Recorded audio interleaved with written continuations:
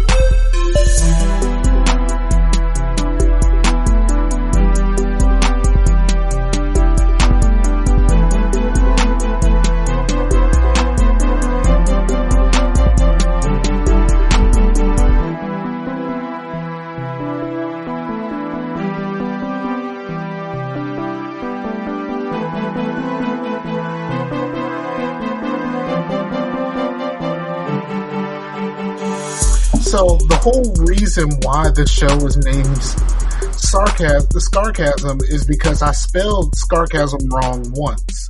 I was fucking with somebody in a chat, and I was kind of talking shit to somebody, and I kept putting Scarcasm, and I was putting Scarcasm by accident. This is before the name was even a thought. Oh, isn't this when you were with the Gaming Uncensored? Yes. Yes, that's. I've told this story many times, but I was in the Gaming Uncensored chat, and I was messing with somebody in the chat, and I kept putting Scarcasm instead of sarcasm, and the one of the hosts of the show thought I did it on purpose. Because they knew me as Scarfinger, so they thought that I was doing that on purpose, and I was like, I might as well do something with this.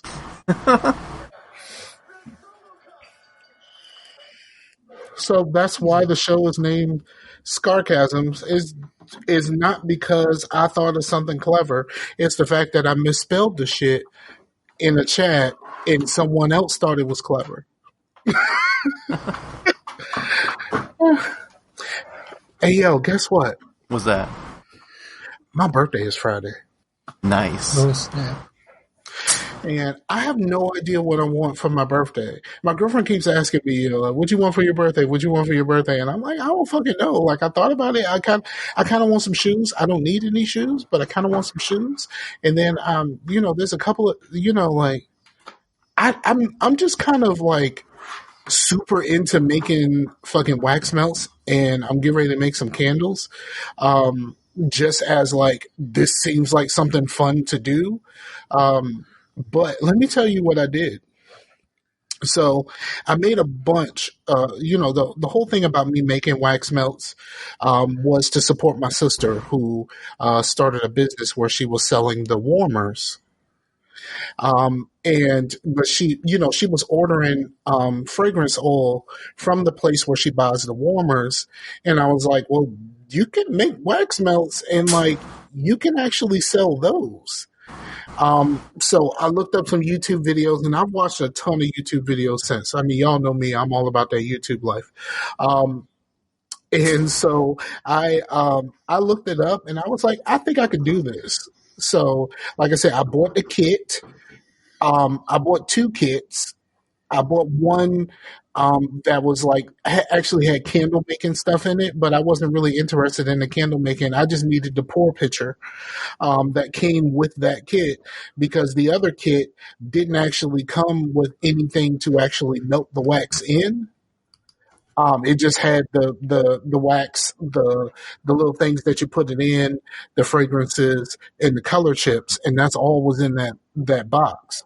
So I bought both, and man, I had a great time making those. So I placed an order for like some new stuff, and I made like a ton of stuff. And like I made like I had a bunch of different fragrances and all kinds of crazy stuff. And so I ended up making everything and getting it to my sister. And like, apparently I ended up making 44 of the wax melt containers. And that's 44 after the ones that I took. I took one of each fragrance for myself. I think you would enjoy at least like doing it for a little while. Maybe not as a career, but like working for a company that like presses records. But like the color ones. Have you seen people make those to where they have the splatter and stuff? It's really cool how they do it. Yeah, I actually had like quite a lot of fun making those, and really what I did, and like we were talking, I was briefly talking my right before the right before Sam came on. We were talking about how I've been listening to music, and I've been listening to different music because I finally switched all of my stuff over to YouTube Music. And one of the cool things about YouTube Music, I know Google Music kind of did it a little bit, but not all the time.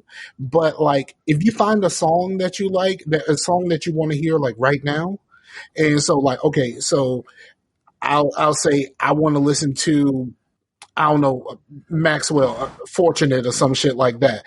It'll just make a playlist of more shit like that. It'll make a long ass fucking playlist of all kinds of shit in that vein. Right. So I've been doing that, and something weird happens because when I'm making paintings, I'm usually either listening to some sort of hip hop, or I'm listening to like marching band music, which mostly is hip hop, but in instrumental form, basically. But for some reason, I started getting into like neo soul, and then, like I've been all about that neo soul life while I'm making candles and wax melts.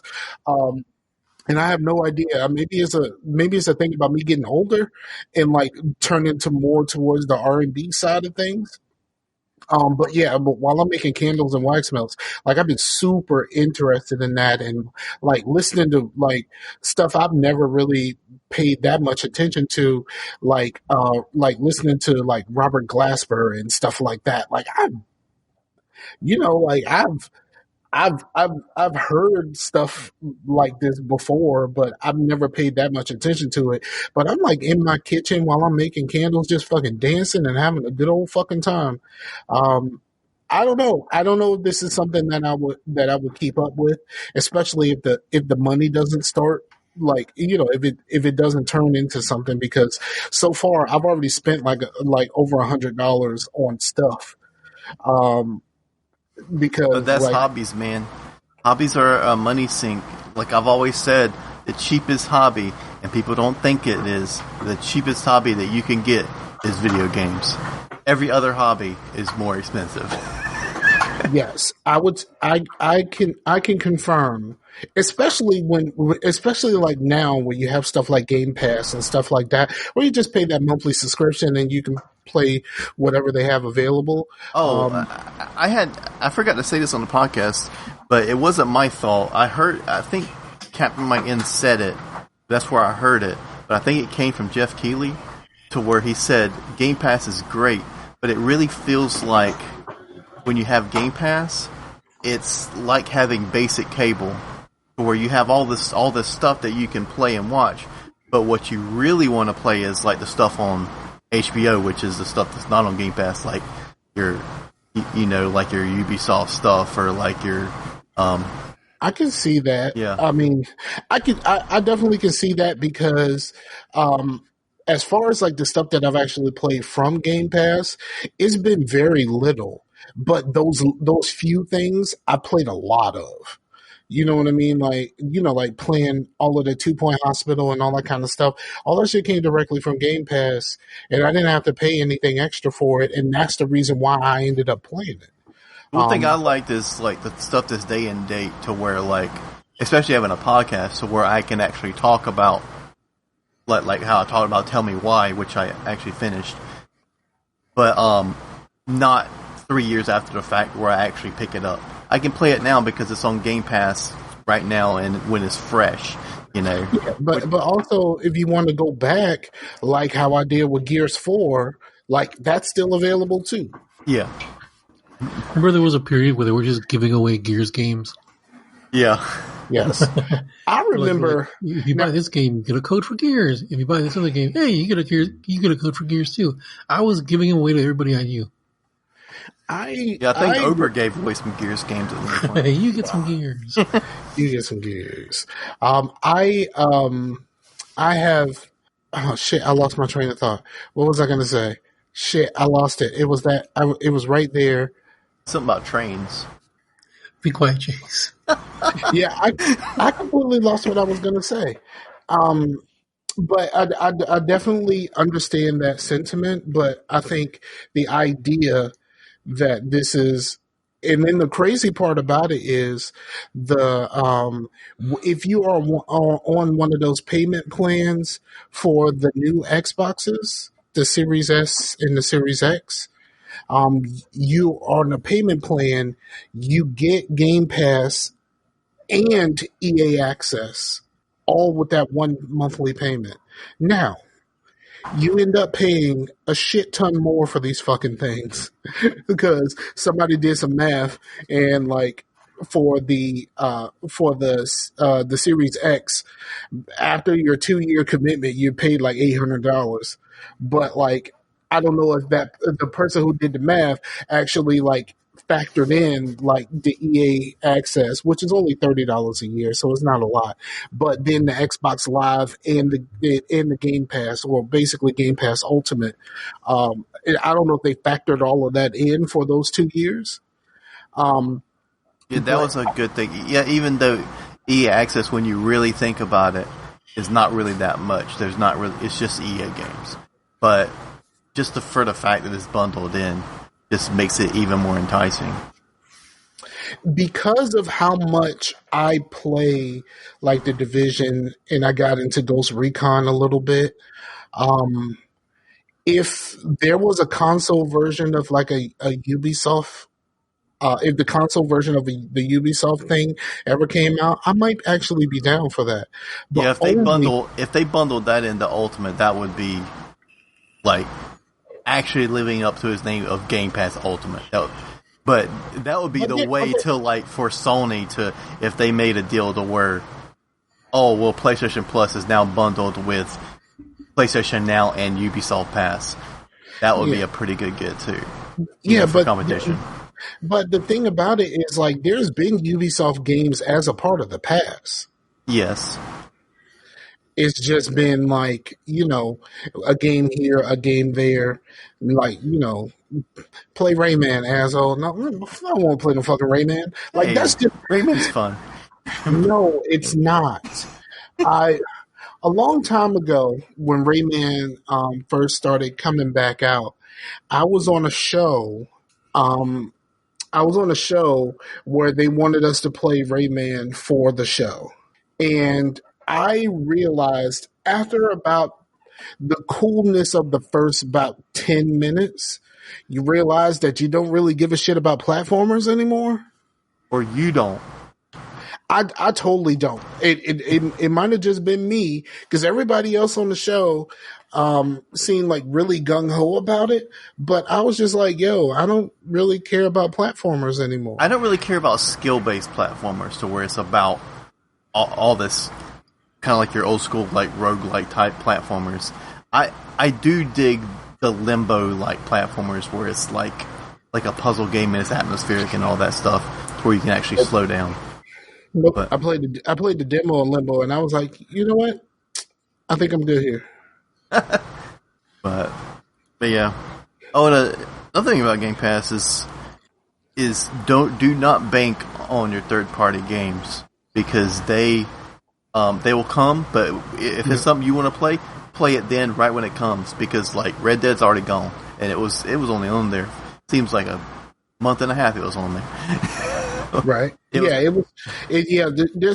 I mean, they said from the beginning things will come and go, and then the fucking the Division 1 was on the pass, and then they took it off, and then they made it games with gold, but like they took it off the pass. So like, if you don't necessarily care about the games with gold part, You know what I mean? And like, what happens when it goes off games with gold? Does it go back on the pass? Like, there's a Well, when lot it goes off games and gold, if you redeem it, then if you have Game Pass Ultimate, you have it.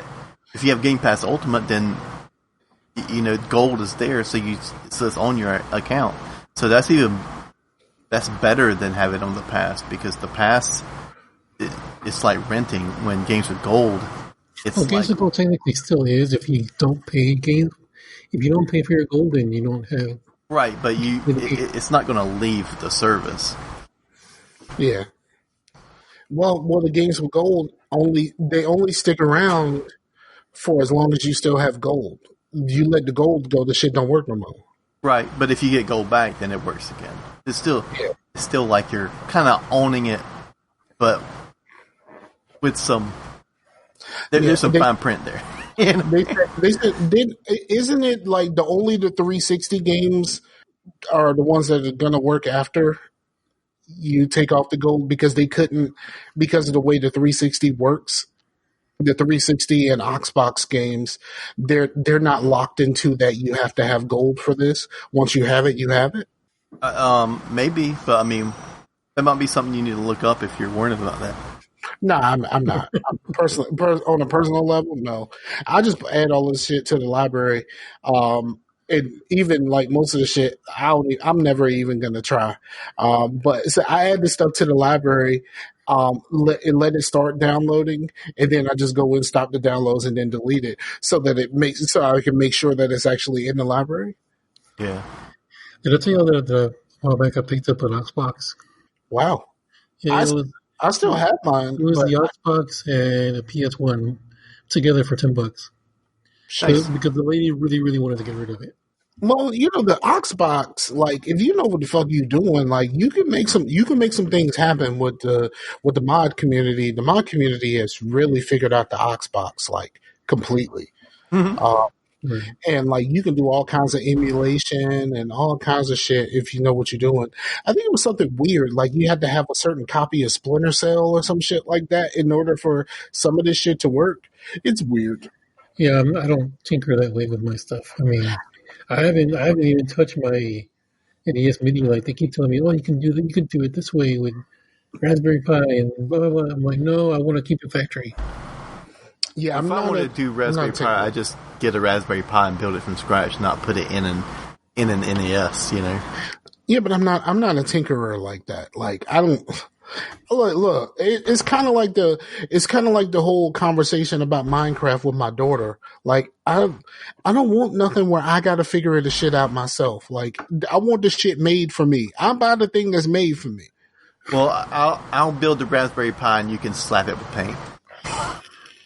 So, just like people who hack their Legos, they put like the Legos that don't go. They'll find some way to stick them onto something else or whatever. Like, you should look that up. It's really weird. Yeah. Like, no, I play my Legos the way God intended. I'm sorry. Wasn't there like a Lego building competition? I know I've seen commercials for it when I was on Hulu. That was so dumb. It was like grown people playing. No. You need to go do something else with your life. Hey, I mean, if you can win some money, like, fuck it. Let's go play with some fucking Lego. Yeah, but you also have to, like, put up with Will Arnett. Oh, when you just said fuck it right there, it reminded me of something. Because I was sending Matt the links to the podcast. And I was like, well, they're right here in this board. And I saw, oh yeah, we are on Spotify. Shit. So I clicked on the Spotify link.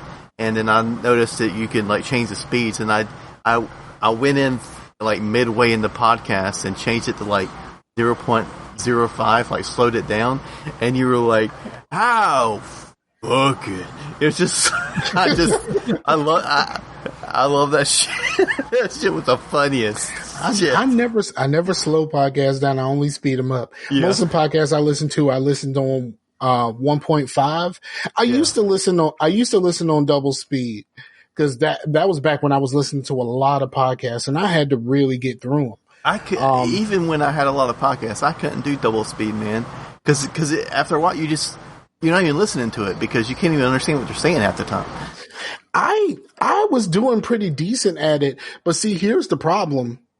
Like if it was a podcast that they actually did like a live version or like put a video up and like was on YouTube or something like that, I was always annoyed when I listened to the actual live version because that shit sounds like everyone's talking like this. I did notice that when you're like, you get used to them talking fast and then you listen to it the other way, it's like, holy shit, they talk slow as fuck. What the hell? Right. So I slowed mine down. I slowed that down. Either on 1.5 or 1.3.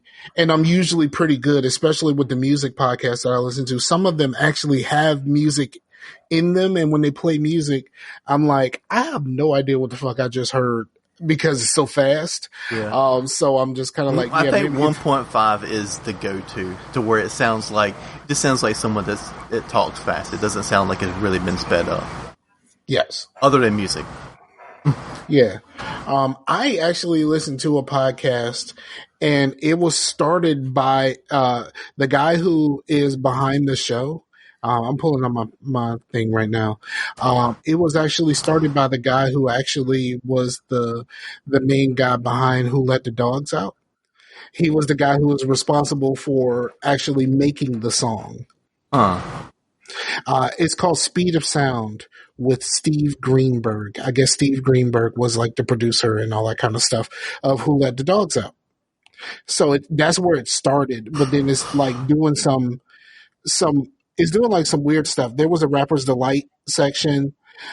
They did a couple of episodes about the twist. I didn't realize, like, because, I'm not that fucking old. I didn't realize how fucking important the twist was to modern culture. Yes.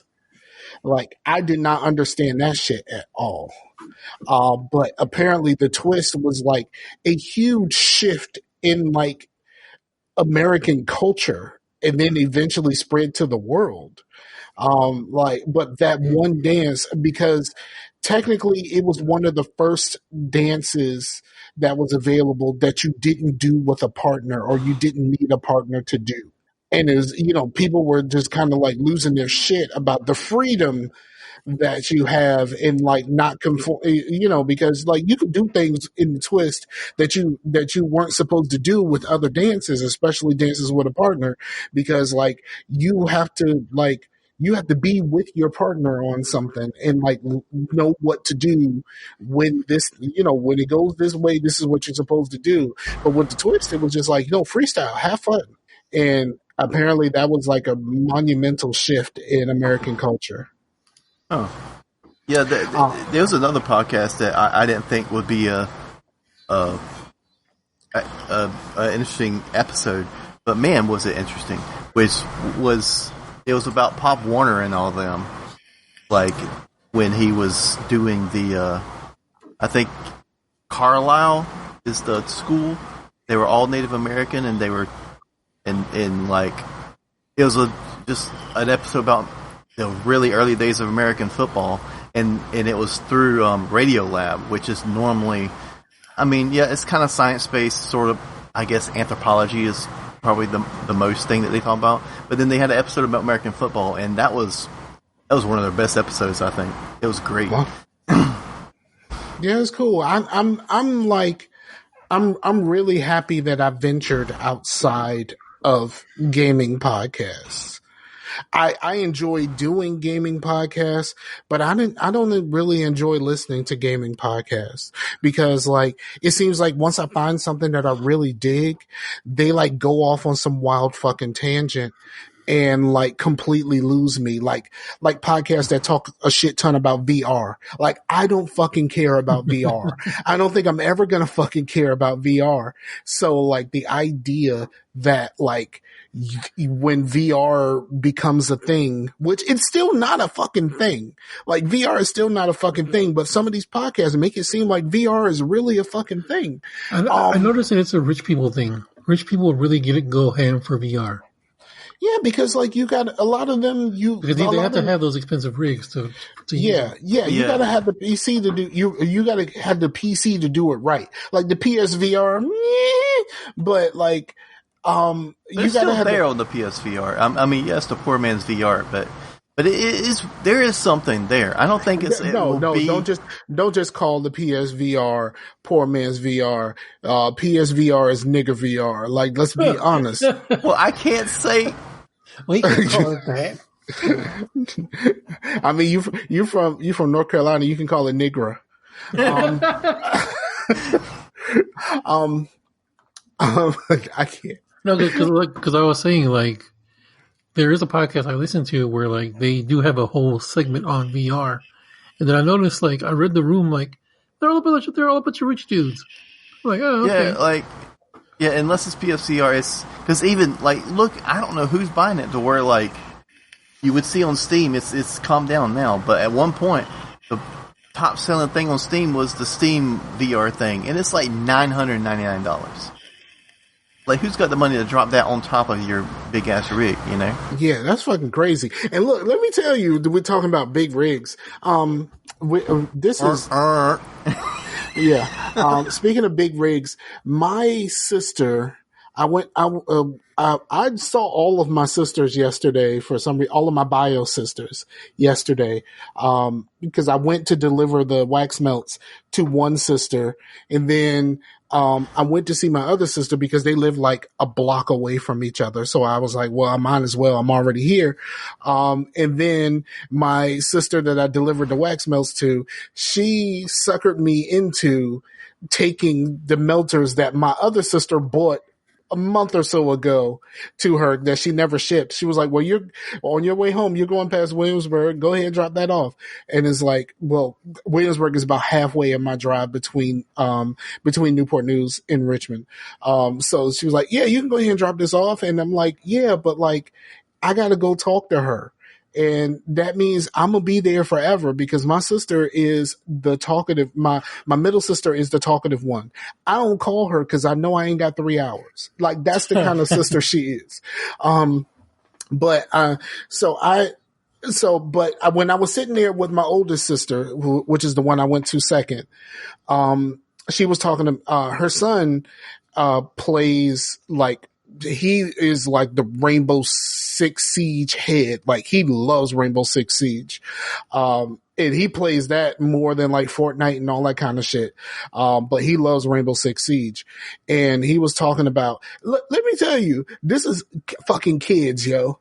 He was talking to her about, pre-ordering fucking Call of Duty that ain't coming out until like fucking November, but he wants to go pay for the shit like right now. It's like, why? Like, why the fuck do you need to do this?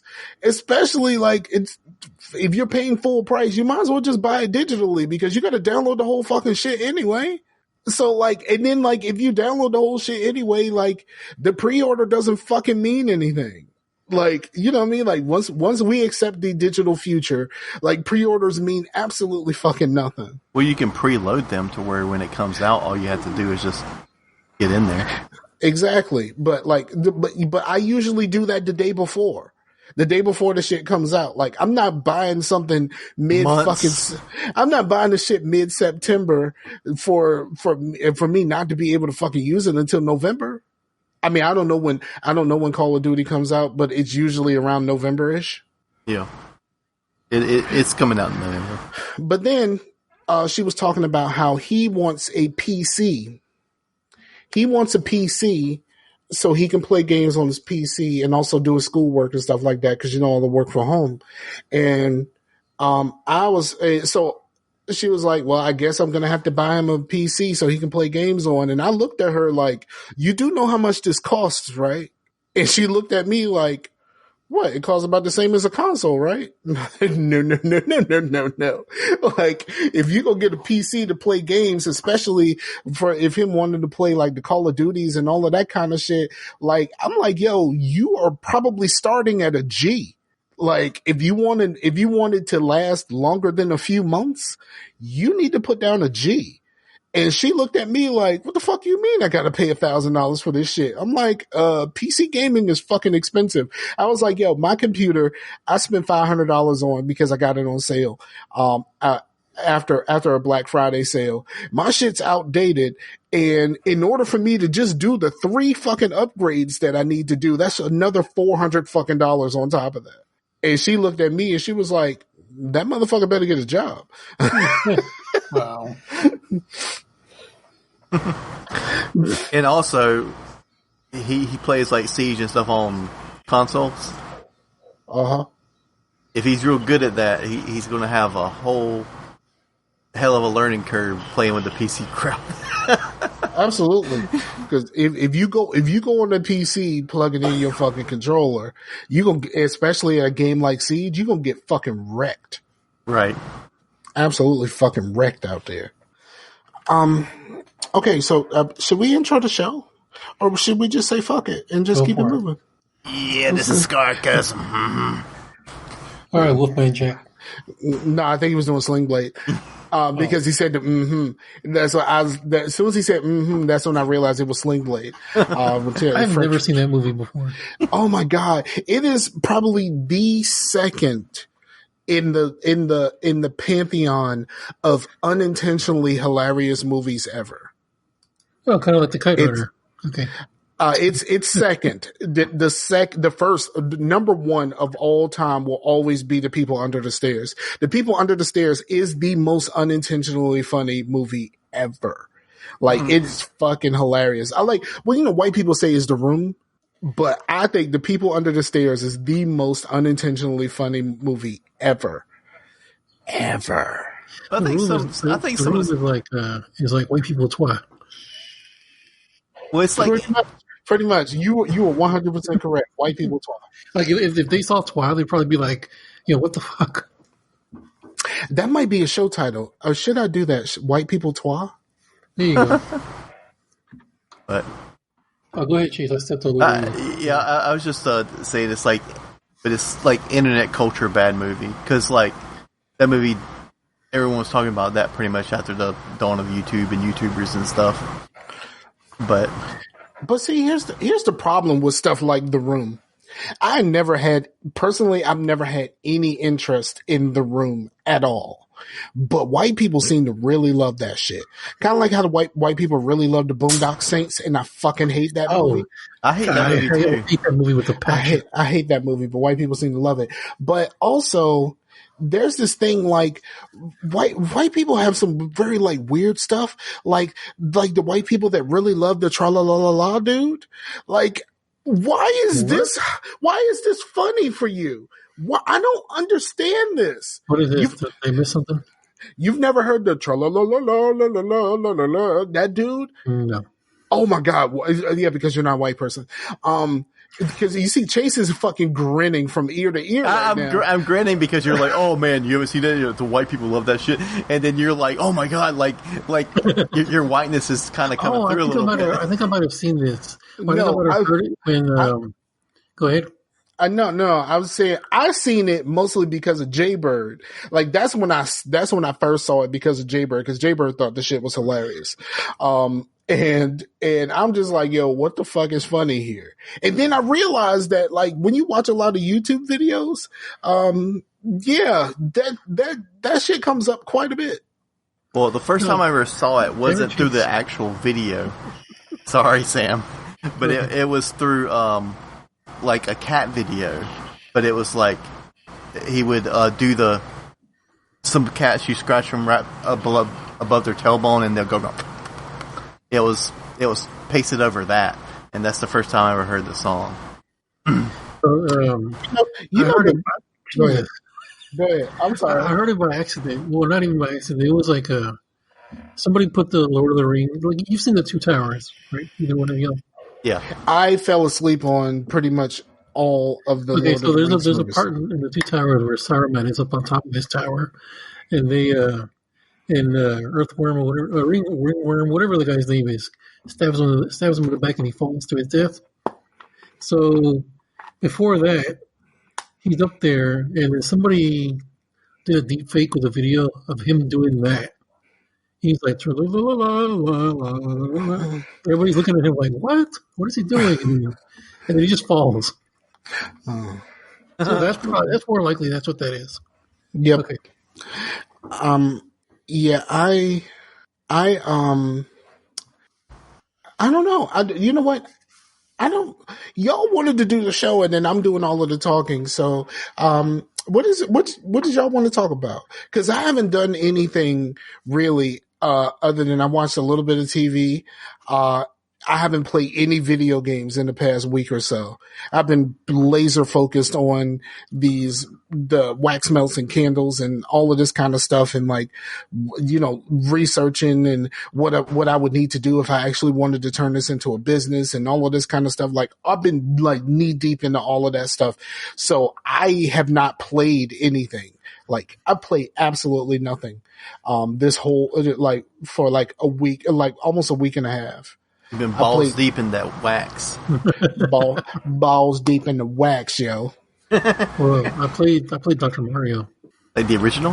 The original, or oh shit, There's a remake. Oh. Well, I don't know if there's a remake or not. I was just assuming there was. Oh, you're like the original. I'm like, wait, how many are there? Well, I know there isn't there like a Wario knockoff or something, or a Wario sequel or something. I'm not sure. I don't know. Okay, my shit froze. Oh, okay, I thought Chase kicked you off.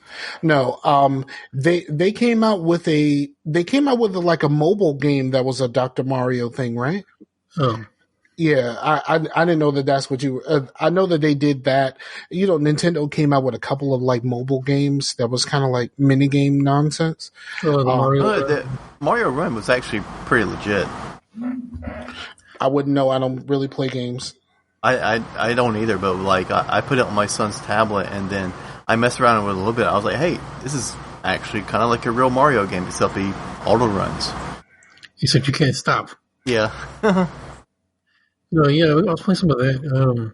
I think I'm gonna stop after like the 8th level, because past the 8th level, it speeds up to a ridiculous. It speeds up to it ridiculously, and I just can't keep up. So I always just halt and then just start over, because that's just the kind of guy I am. Yeah. Mm-hmm. I always thought that Dr. Mario had the best of the 8-bit music. Oh, it had some great music. Like some of those songs, like I'm pretty sure they ripped those from like actual real songs. Because I'm like, wait, I've heard this before. This is a real song. Can we talk about the greatness that is the soundtrack to Paperboy? Like, no one ever talks about how great of a 8-bit soundtrack that Paperboy was. Yeah. Like, Paperboy was the shit. To me, Paperboy was the shit. Also, the Tecmo Bowl music. Tecmo Bowl music was fucking dope to me. Oh, yeah. I don't know. I have access to all of this stuff on my fucking Switch, and I barely turned my Switch. I haven't used my Switch in like a good 6 months. Well, there was a NES version of Platoon, and the game it was pretty bad. But when they 8-bitted the music from Platoon, it was pretty I dug that. Boy, they made a game out of the Charlie Sheen movie. Yeah, I mean they made a game about everything, man. Oh, yeah, it was a Beetlejuice game. You know what? I played a decent amount of the Home Alone movie back in the day. I did the Home Alone movie game back in the day. The NES one? Yes. With the vacuum cleaners and everything in it? Yes.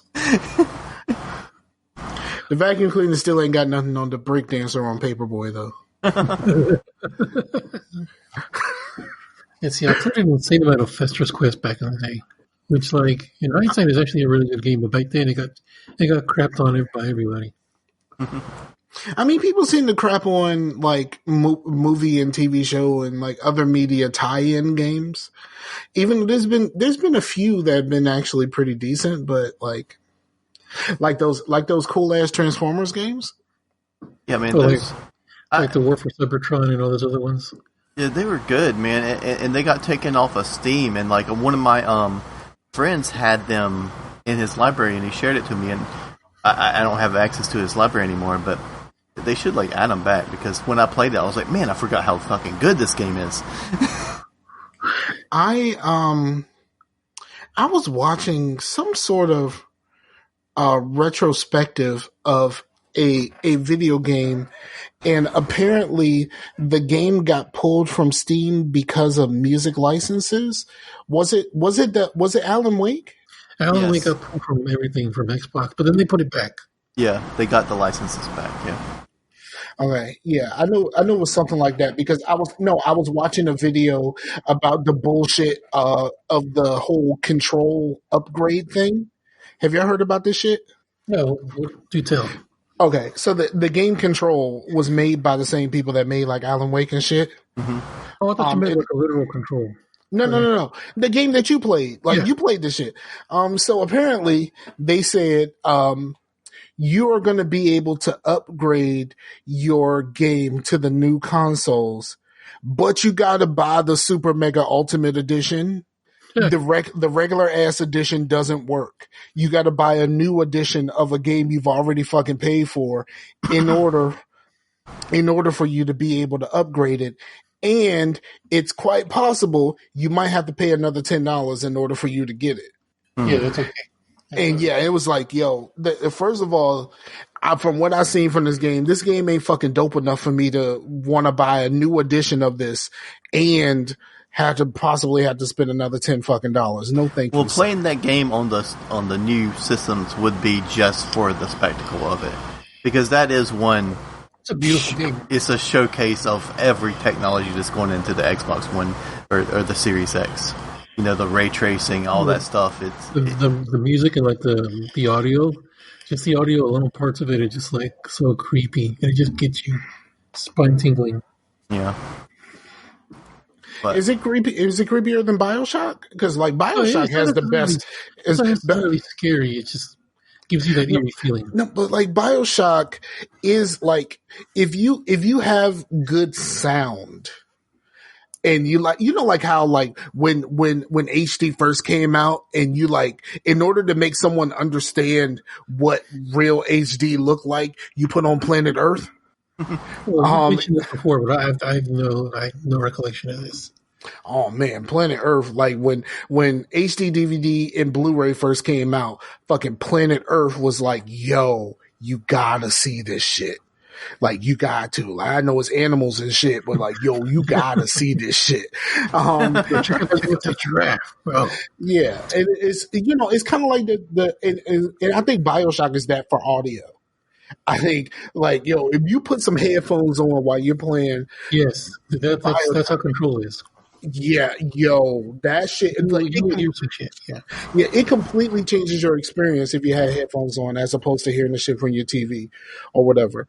But BioShock is like, yo, this is crazy because like you start hearing shit, like you're like, what the fuck? that's how like when I was in Control and I was like going through the hallways and stuff.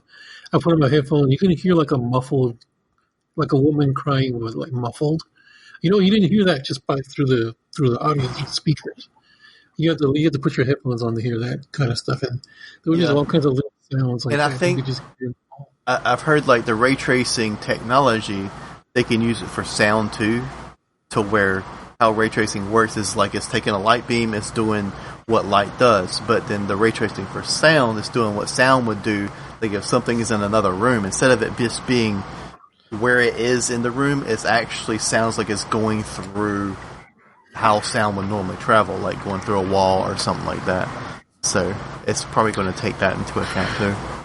I love I really like the technology part of like watching people explain some of this shit.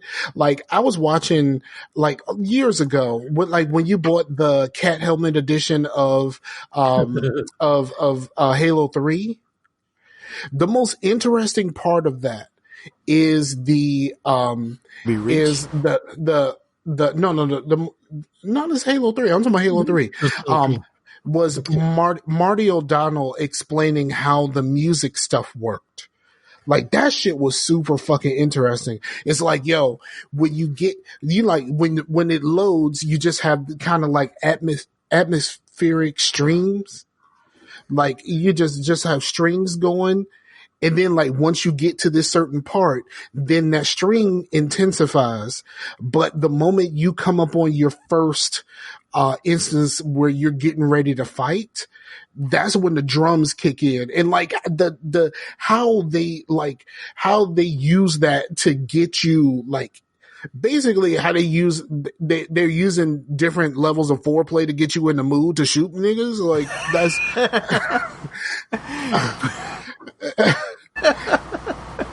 and that's another show title, Video Game Foreplay. Video. Yep. I think that's it. I think that's the real one. That's the real one right there. I found that to be like super interesting. The only part that was not interesting about the whole Cat Helmet edition of Halo 3 was the guys, one of the founders of Bungie was named Jason Jones. When they were doing their recordings, going over stuff, you could clearly tell he really did not want to fucking be there that day. And it kind of ruined the experience. Like, bruh, just take the fucking day off. Like, if you don't want to do the shit, don't do the shit. But he sounded like he really didn't want to fucking be there that day. And it kind of fucked the whole experience up. Like, I don't know if it was on G4. It may have been, but because I didn't own War at War until someone bought it for me on PC. And but I remember seeing some sort of thing about how they would record the headshot sound, and they were like fucking hitting like a pot and cracking a fucking cabbage or some shit. Mm-hmm. Yeah, like the Foley stuff is like really fucking cool. Like the fact that like, you know, like it's like somebody took some silly putty and hit that bitch with a boot, and like that's this sound, you know what I mean? Like, you know, like how like, and I did this a lot with movies too. I love commentary tracks for movies. But you want to know the craziest thing that I heard of about a movie and like Foley work and stuff like that? You want to know how they made the Godzilla sound? I may have said this on a show a long time ago. Do you know how they make the Godzilla sound? I think you told me, but I don't remember. They took a cello, or it's like a cello or something like that, and they used the regular bow, but they put rubber strings in that bitch and ran it across the cello with rubber strings to make the Godzilla sound. Huh. But and that's the original Godzilla sound. Now the Godzilla that nobody likes, like, was it 2000 Godzilla? Oh wait, well, 98. No one liked that one. Yeah, was it 98? Godzilla 2000 was actually, it was a Japanese film. It was pretty good. Okay, so the one that don't nobody like, that had the puffy, the one that had the puffy song that I like. I don't give a fuck. I still like Come With Me, that has the fucking Led Zeppelin sample. I fucking dig that shit. I don't give a fuck. I like that song. But what they did was they actually like mixed in like real animal sounds to make the Godzilla roar. Like, you know, like it's like 8 different animals all played together at the same time to make that. It is like really fucking cool. And like, to me, it's like super fucking cool. Mm-hmm. And I like watching shit like that. And that's why I think it's really cool that like, Netflix doesn't do it a lot, but Disney Plus actually has like commentary tracks and like behind the scenes stuff and all that kind of stuff. Like, Netflix doesn't do it a whole lot, but they did do it with The Witcher, which I did watch. I watched The Witcher over again this week while I was just kind of not doing anything. I completely watched The Witcher over again. Well, I think Disney Plus knows that like Disney people dig all that special edition stuff. That's why they buy the special edition Disney movies. So they're just speaking to their audience really with that shit. Yeah, that's true. Speaking of Godzilla, check this out. So there was this Godzilla movie I used to watch as a kid. It was one of those Good Times home videos. You know that company? They put out they had an eclectic mix of stuff. It wasn't just kids movies. So there was a Godzilla movie that they came out with, Godzilla versus Megalon. It was the first appearance of Jet Jaguar. Anyway, so I watched this as a kid, like a million times. Like, I know this movie scene by scene, beat by beat. It's currently playing on HBO Max. I was like, okay, well, let me check this out and see, you know, if if I still remember everything about this film. Yo, this was like a completely. It made me realize the version that I was watching was like the kiddie censored version. Really? There was stuff in that movie that I was like, yo, what? There was blood and stuff in there. There was there was cursing, but they could easily censor that with just putting another word in there or sub or whatever. There was a bunch, yeah, like at one point this child gets kidnapped by like these what are they called, the people who industrial espionage people. Okay. Yeah, they kidnap a child. Okay. That was not in the movie I watched. The movie I watched, the kid goes down the street in his little moped. We don't see him anymore. I'm like, okay, well, he probably went home or something. No, Yeah, so they Judied the child, yo. like they straight ganked him. Yeah, they got him up out of the street on his little moped. I was like, wait, I don't remember this at all. They Judied the child, yo. Oh yeah, You do know what I mean by that. yeah, you know. No, but Chase probably doesn't. Do you know what Judying the child means? Remind me. I'm testing you. Okay. So there was a TV show called Family Matters. Yes. Right? Oh yeah. Because the girl was just all of a sudden just not there. And they never. She went upstairs one day and she was gone. Like no one ever mentioned her ever again.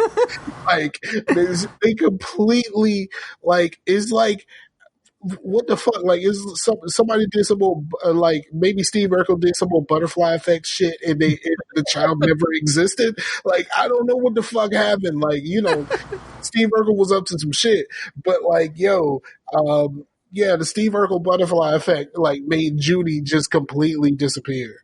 Like, So there was that. There was also a scene. Oh, so there was this weird part in the movie that I saw where like these two guys in a truck steal this man's car, and I'm like, why did they do that? I never understood that. Okay, this version puts the original scene back in. Apparently, the guy who took the kid actually held these people hostage, these two truck drivers, because they wanted him to drive to the lake or something, and the monster was going to eat them or something. I don't forgot how it was, but they took the scene out because in this man's truck, he has like porno mag posters like taped to his wall, taped to the back wall of his truck. And I know I hadn't seen that because 8-year-old me, was up to some stuff. He would have noticed that. You'd have been like, pause. Yeah. And so, like, that sets up, they're so scared for their life that when they get out of the truck and see a man driving by, they steal his car and drive away. It all makes sense now. Like, why did they steal this man's car? Like, well, shit, they were running for their life. They were running from the monster. But yeah, there was that, and there's just like a few other things, just like I said, some cursing. But this makes it a completely different movie now. Like, it makes it a more understandable movie for someone who's not a child. Yeah, I was like, oh, that's why they did that. Okay, that's kind of like I grew up seeing like the Blues Brothers like on TV, and I remember like a lot. It was on TV a lot in the early '90s, and then I had got it for one of my birthdays on VHS, and then that was just, I didn't realize it was a rated R movie, and when I put it in, there's a lot of F-bombs in that movie. Like a lot. And I was like, holy shit. This movie is an R movie. Yeah. I listened to one of the shows, what's called South Beach Sessions, where Dan Levitard interviews people, and it's a more of a longer form interview. And John Belushi was on the show. Mm-hmm. And they talked about some of that stuff. And John Belushi is all into weed and stuff now. He grows his own weed and shit. He came up out of the grave to do this interview. Pretty much. I think no. Huh? I think you mean James Belushi. John's the dead one. Okay, I get him confused. Yeah, The one that's still alive. How about that? The Belushi that's still here did an interview. I can't keep them straight because their names are similar, right? Yeah. Yeah, John James. Yeah, see? Fucking, I don't know, John Jingleheimer Smith. I don't give a fuck. But yeah, I hate myself for that one. I really do hate myself for that one. Uh, but yeah, but he did that, and he talked about like picking up the Blues Brothers mantle from his brother, and like Dan Aykroyd like really got him into it and all that kind of stuff, and it was like really cool. Mm-hmm. I'm not old enough to like really know his brother that well, Right. because like the tragic SNL death of like my generation Chris Farley. was Chris Farley. Was Chris Farley like that shit meant something, you know what I mean? So like that's mine. Is it weird that like never mind. Okay. Because I'm realizing that like I think I'm talking too much. One of the first, well, not one of the first, but like one of my friends had the internet, and so we would go to his house and look at stuff. One of the things that we would go look for is like these weird crime scene photos. Someone posted the Chris Farley scene pictures. My brain is still scarred. Why would anybody go look for that? No, it was just it was crime scene photos, and they were just in there. We didn't specifically go on the Chris Farley Navigator. Well, the Chris Farley death scene picture is a band's album cover now. Okay. Well, you know the Whitney Houston's ones was a Kanye album cover too. Which one? Which one was the? Hold on. Probably like the weirdest death scene pictures I've ever seen was the Otis Redding one. That was just kind of. It looks like he's just sitting in a chair.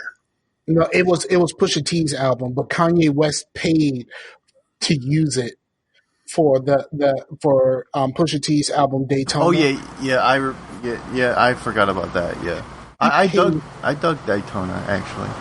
Kanye paid $85,000 to use that picture. I don't know why you need that one. Like for real? Like, did you need the real one? Like, is authenticity in your album cover like really what's hot on these streets? So some people, you know. Yeah. All right. So what else? What else y'all want to talk about? Because I feel like I'm talking too much, and the only thing really in my life right now is candle making. Well, I did watch a couple of things, but I watched a couple of things before last show. But since we were riffing a lot, I just didn't talk about it. Which I watched that movie Jojo Rabbit. Oh yeah, how is it? I put that on my queue. I really dug that movie. It's a really good movie, I thought. Wait, so what's his name pretending to be Hitler, or is this kid just imagining he's Hitler? He's imagining it's his imaginary friend, but it's like a since it's not really Hitler. He's a young kid, so he has an imaginary friend, and he's not really taught anything differently to think that Hitler's not this good guy or whatever. He's one of the Hitler children, right? He's one of the Hitler youth or whatever. Yeah, but yeah, I mean, it's in the trailer, but you know, the mom's like housing a Jewish girl, so his worldview gets kind of turned upside down and all this stuff, and it's really good. I'm really confused because I was like, oh, this dude lives in a little village and he dresses up like Hitler. That's what I thought it was. But yeah, we watched that, and the I don't know, what was the other one we watched? Jojo Rabbit and oh yeah, we watched Knives Out, and I was actually going to bring that up last time because they were talking about how like sometimes you can get spoiled on something, but then it's like actually the ride is like the whole thing. Where I didn't know anything about what happened in that movie. I knew it was like a movie about like learning, like Clue or whatever, you know, like a whodunit. But then, even if you knew who did it, like the whole ride of the whole thing is just really cool.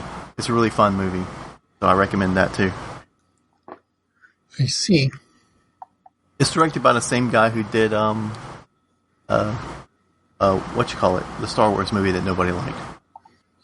Ryan Johnson? Yeah. Okay.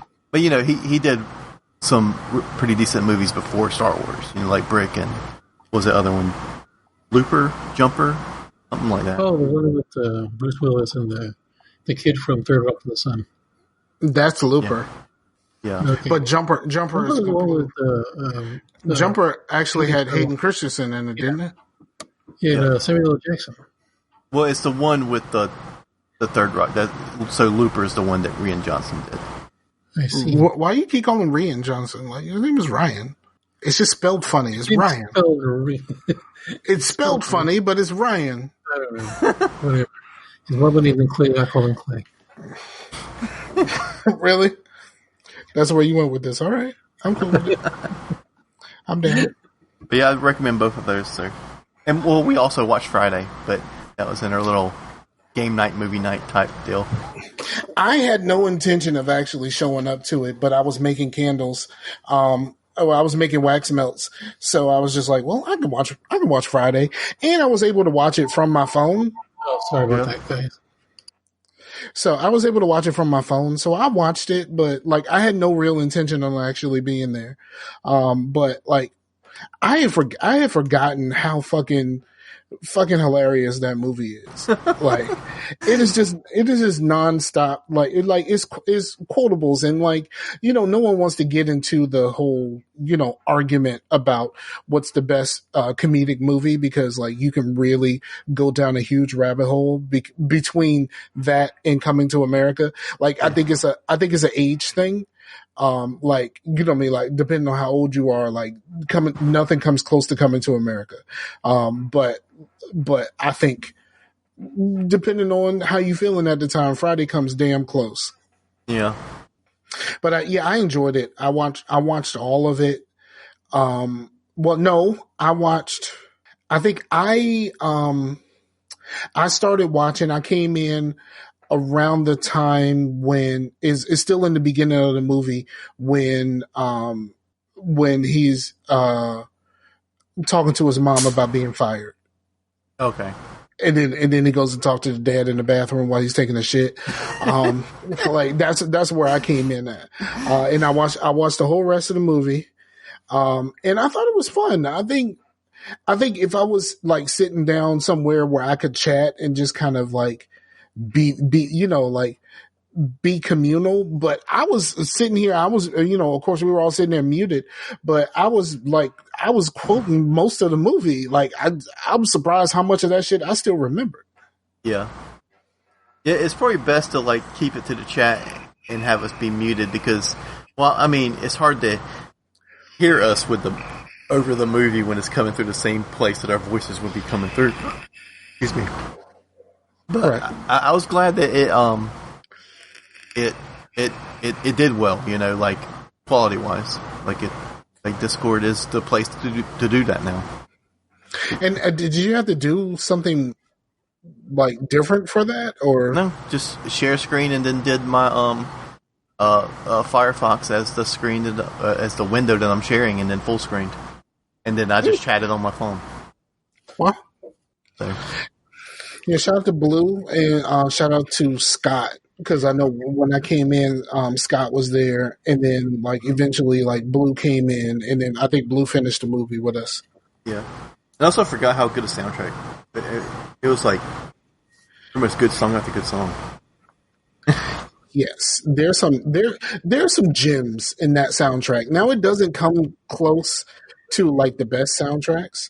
Like, well, best black movie soundtracks. Like, you gotta specify like the best black movie soundtracks, because like, you know, if I start saying like soundtracks, and like white people are involved, they're gonna be like Almost Famous. Like, fuck out of here. Even though I fuck with Fever Dog, though. Fever Dog is the shit, bro. Yeah, I had the special edition of that, and I had that Fever Dog CD. I listened to that a lot, actually. It was like 4 songs, but those are good songs. You know what? I'm gonna tell you something that I've never told anybody, because like I don't really like saying this in front of white people, but when I started my drum lessons, and I sat down at a real full-size drum kit, the first thing I played was the intro to Fever Dog. That was the first thing I played. That boom, boom, ga, boom, boom, ga, boom, boom, ga, boom, boom, boom, ga. I ripped that shit. That was the first thing I did while he was setting up, getting ready for the lesson to start. I sat down behind the kit and I did that shit real quick. I totally did that shit. That's the first thing I've ever played on a real drum kit. Was the intro to Fever Dog. Nice.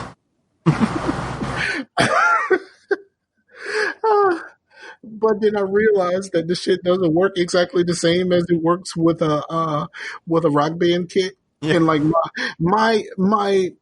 my pedal was like slightly off, and like I can tell, like like when you have a rhythm enough to play drums, like when your shit is like kind of off time, and like the difference between like using a real pedal and using the fake little Rock Band pedal is completely fucking different. Because with the Rock Band, it attacks when the pedal hits the post, the bottom part of the pedal thing. But like when you're playing real drums, it's when the mallet actually hits the drum, and that's not necessarily when your foot gets all the way down. Right. So I had to learn to change my timing to the mallet as opposed to when my foot hit the floor. So the difference in clicking a mouse versus pulling a trigger on an Xbox controller. Yeah, kind of the same thing. Yep. Now I keep thinking of fucking Fever Dog. I want to play that shit.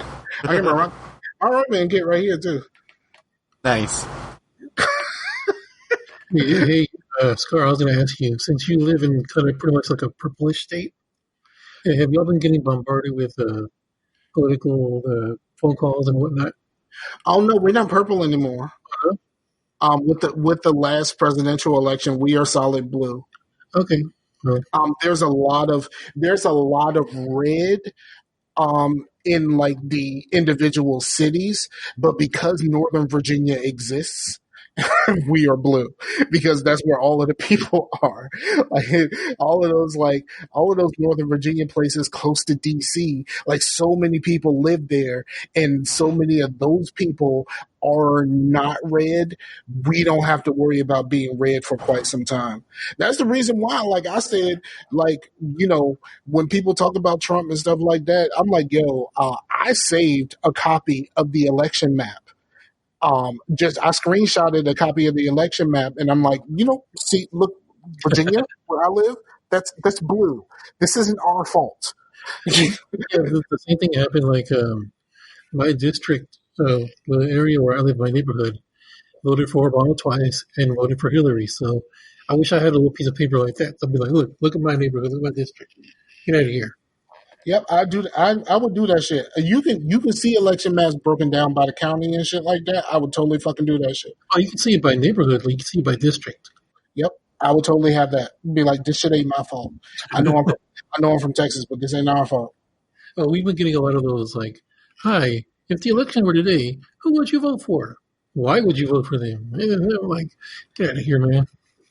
My girlfriend was telling me today that she's been getting like text messages and shit about like the Black Voter Project or some shit like that. I mean, apparently they don't realize that she's not black, but because you can't be black by deposit, no matter what anyone tells you. White lady who has black kids. Oh no, there are people there are women, there are people who will fight you on that. You can't be black. You can't be black by deposit. No. There's this one lady who was like, well, my kids are half black, and that word gets thrown around all day, so I can say that word too. No, I don't think, try it outside your house. Yeah, I don't think you want to do that outside your house. I don't think you want to do it outside your house. Like, I know my girlfriend in the early days, like she would say it if she was like rapping along to a song, because like for some reason in the early days she was really into Lil Boosie, and she really likes Lil Boosie's voice, and I don't know why anyone likes his voice. That's funny because the first time you were told me that, I was like, wow, because you were just like Boosie. I thought you said you talking about Bootsy Collins? Yeah, Bootsy. I thought you were saying Bootsy. I was like, oh, she's in the Bootsy. I like some Bootsy. You're Yo, like, no, Boozy. I'm gonna tell you something. I learned this because Bootsy Collins was on Questlove Supreme, which is my favorite podcast to listen to right now. Uh-huh. And he said something, and it completely changed my whole perspective on Bootsy Collins. Okay, so Bootsy said, they asked him like where his persona came from. Because he's from like Cincinnati or some shit like that, and like where did this character come from? And he was talking about how like when he was a kid, he would draw like himself with like the star glasses and the big hats and all of that kind of stuff. But when he was trying to find a voice, he used to do impressions.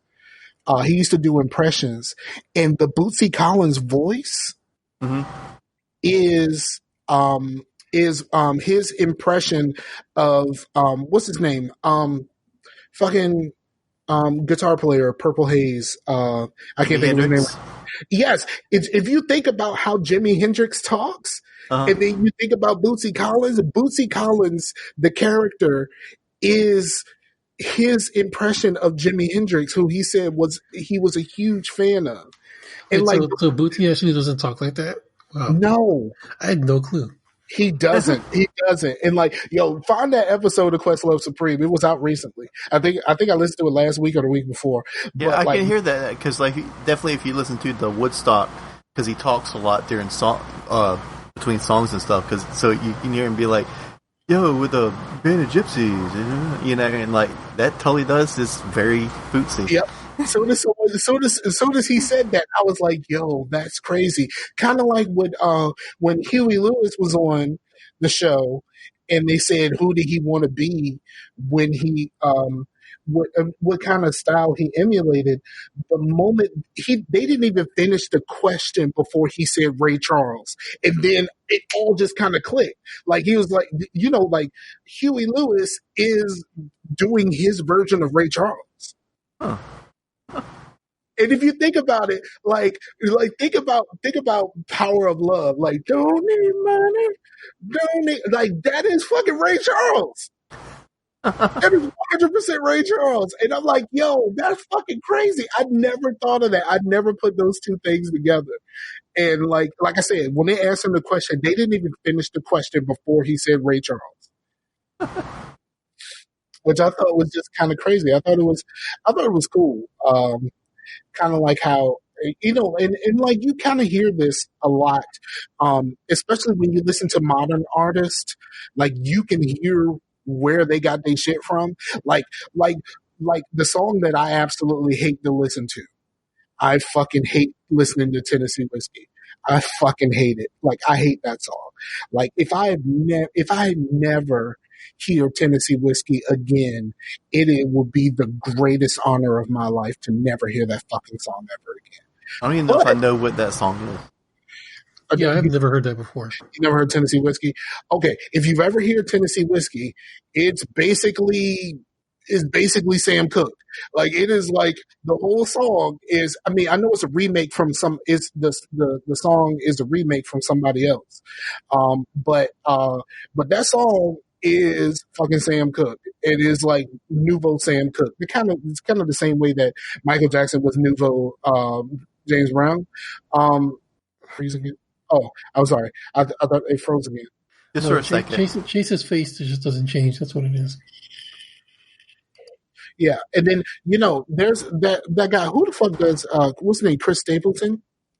Chris Stapleton, every time I hear him on any song, he sounds like a completely different person. He I don't know whether I said this here or whether I said it on a different show, but there is a song about getting stoned or whatever like that. He sounds like Terrence Trent D'Arby, and I don't know why anyone would want to do that, but he sounds like Terrence Trent D'Arby. Terrence Trent D'Arby doesn't want to sound like Terrence Trent D'Arby. Yeah, because Terrence Trent D'Arby really wanted to be Prince, but just didn't have it. Oh, I remember when he came out, he was like New Age Prince or whatever, or he was like the new Prince, and that just didn't work out for him. Nope. he should have never attached his name to something like that. Like, be like, nah, I ain't trying to go that way. But I think the Prince thing came from the way that he dressed and the way that he acted and like, that type of thing, that type of stuff.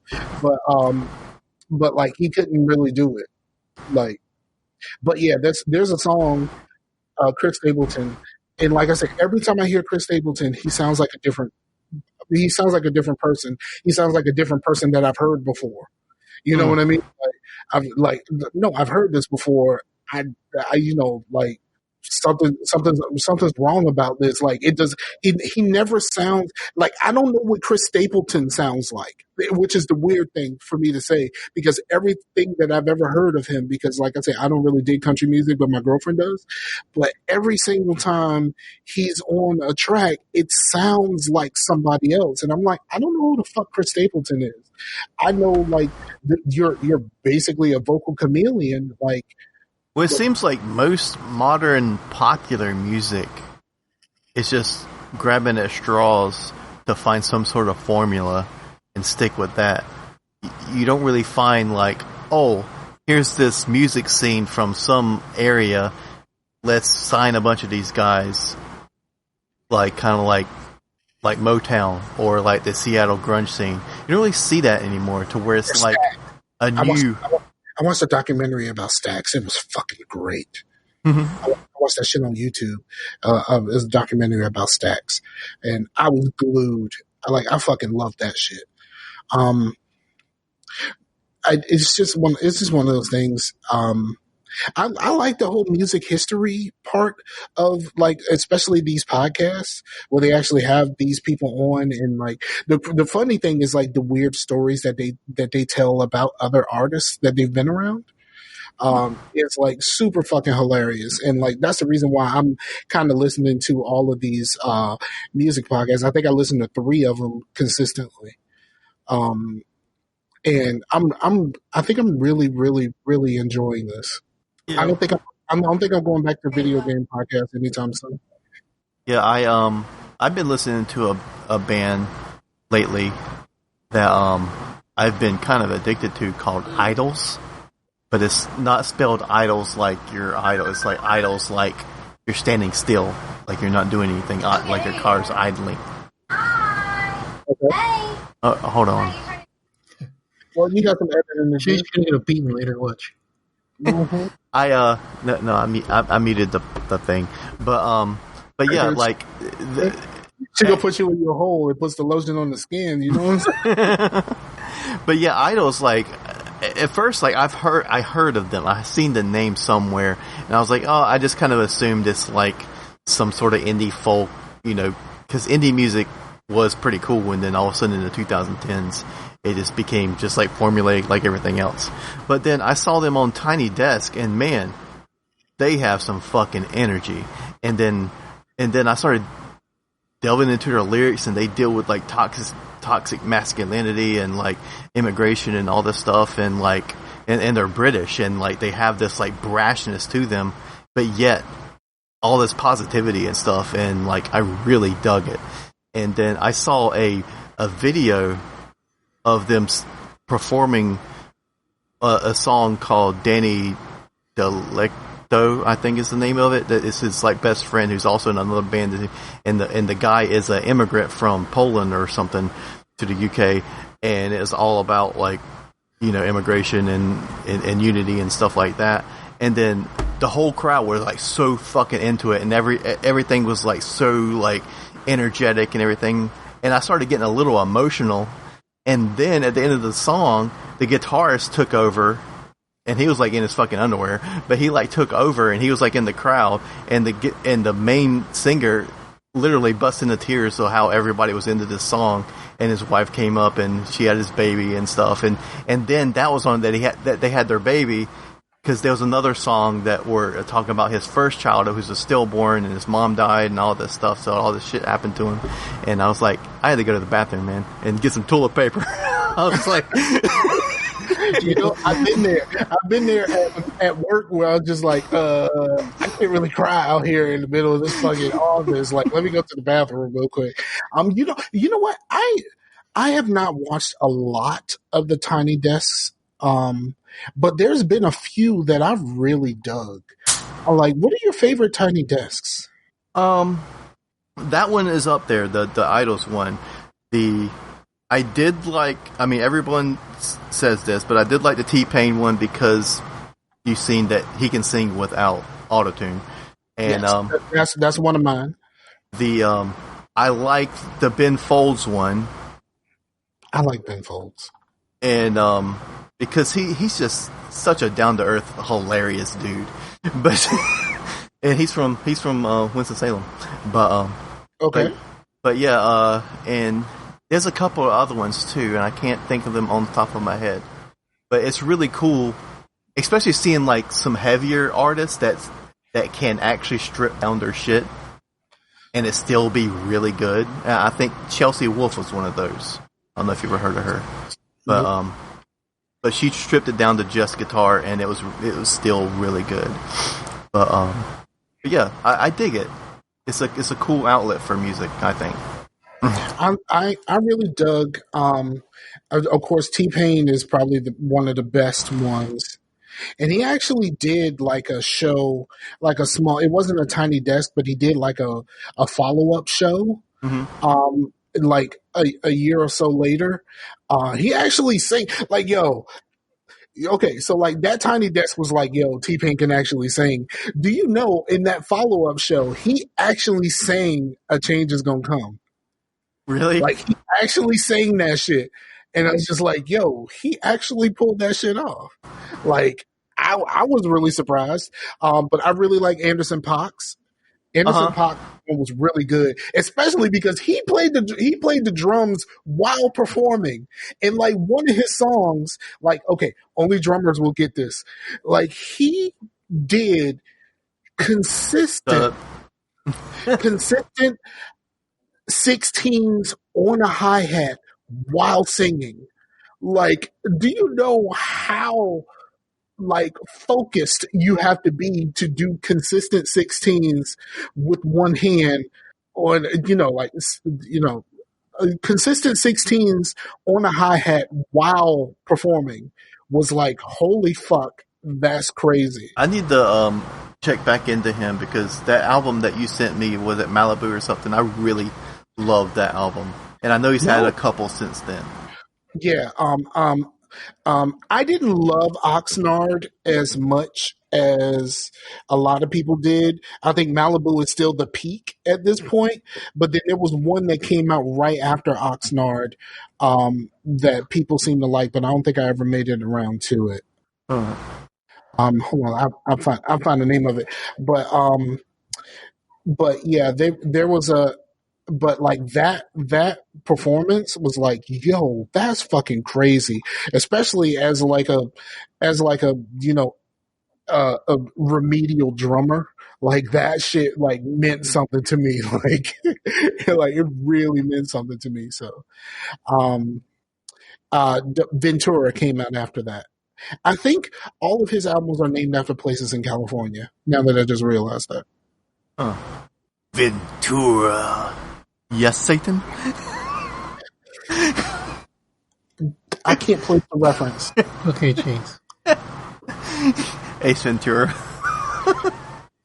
I think his boss calls him when he's like, yes, Satan? Yeah, it's been a long time since I watched that. Yeah. Chase is just amusing himself. Yeah. Hey, man, that's the best time when you can amuse yourself. Hey, Scar, since you like musically or sound and audio inclined podcasts, you should check out 20,000 Hertz. It's like there's an episode on Foley sounds. There's an episode where they cover that one sound that you hear in trailers now. The blah. Yeah. There's an episode on that. There's an episode on various sounds. Like they did an episode where they covered the. Do you know where that came Netflix from? Sound. That Reapers. That blong sound. Do you know where that came from? Where did it come from, Scar? Okay, so there's a song that plays throughout that movie, and I don't know what the name of the song is, but the song that they play to wake up, that blong is actually that same song slowed like down superly. Like it's that same song, but it's that one part stretched out so fucking slow it made the bwong sound. Which Because movie is this though? Inception. Oh, okay. I'm sorry, we didn't mention the movie. I'm No, sorry. you just said like that movie. I was like, what? That was Yeah, actually the first time I heard it. So yeah, I see. that was when the bwong started. Was Inception really? Because like like movie trailers prior to that just had like click click boom and shit like that before. Yeah, like they mentioned on there that like a lot of trailers just basically copying each other. That's how you have that now, that sound, because every trailer now does that. Yeah, someone around the time when after Inception was out, somebody figured out that bwong actually was a sound from that song, from the beginning of that song, just super stretched out. Yeah, that kind of, when you said that reminded me of another Radiolab episode. In the early days of Radiolab, they would do like an idea, and then there'll be 3 stories that are somehow related to that idea. And this idea was loops, and they would be completely different to each other, but somehow it tied into loops.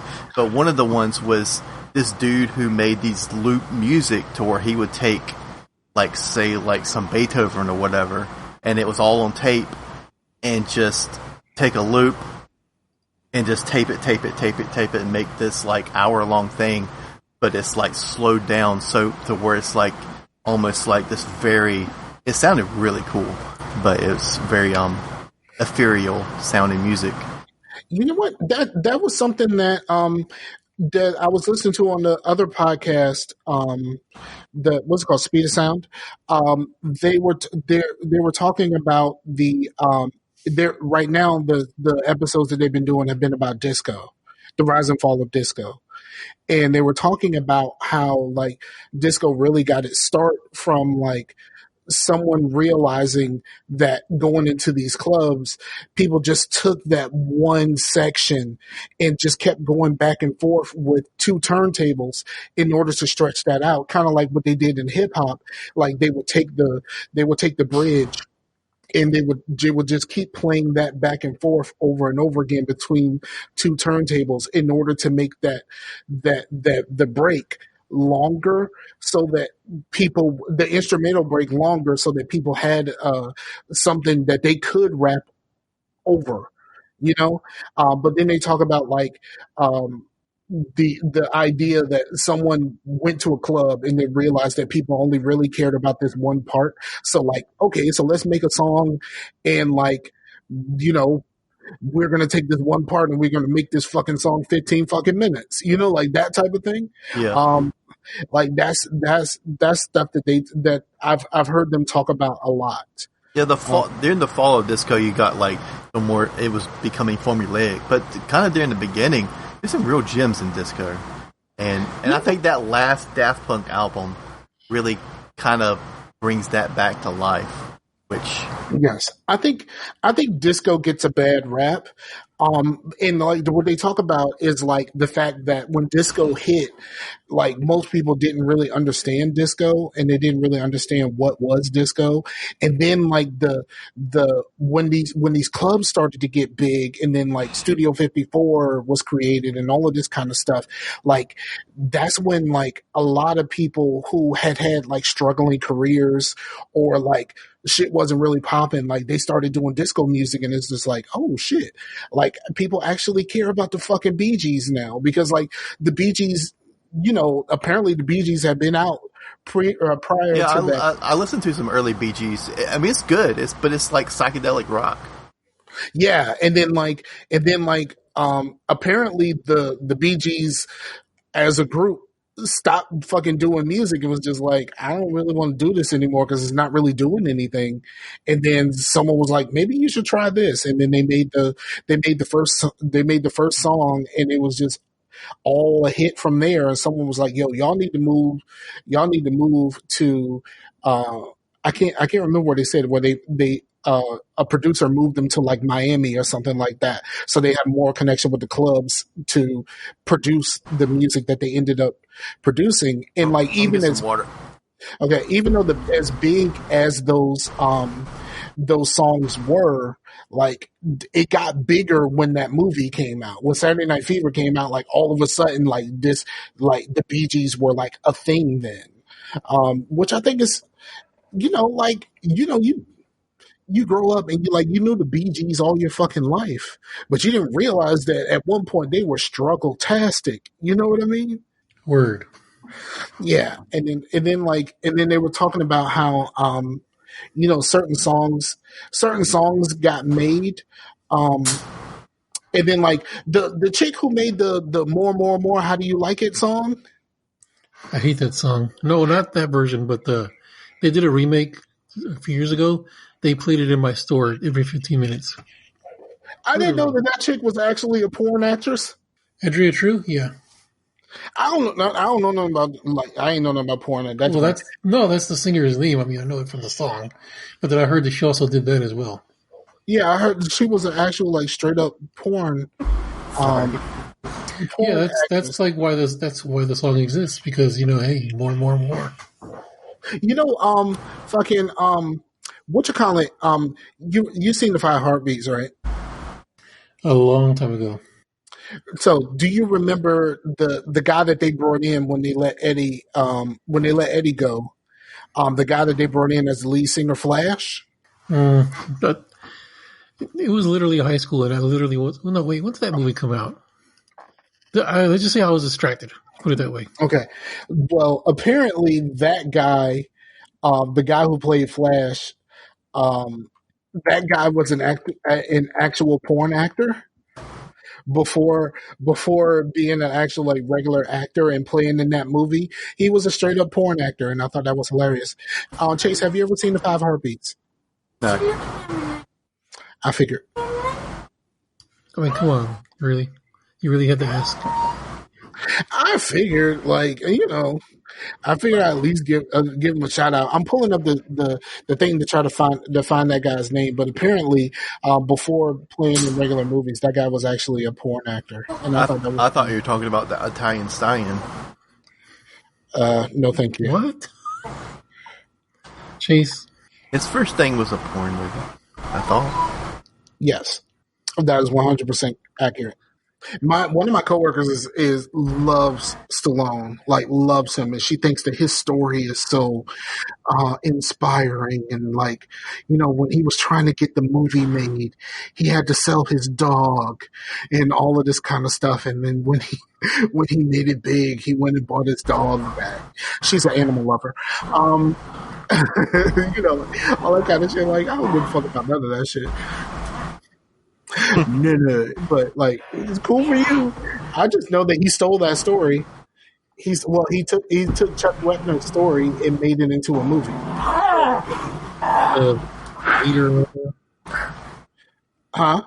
The Chuck Webner's nickname was like the leader or something like that. Yeah. Chuck Wepner was a boxer, and apparently Chuck Wepner was a nobody and actually got to fight Muhammad Ali or some shit like that. And that's where the whole Rocky concept came from.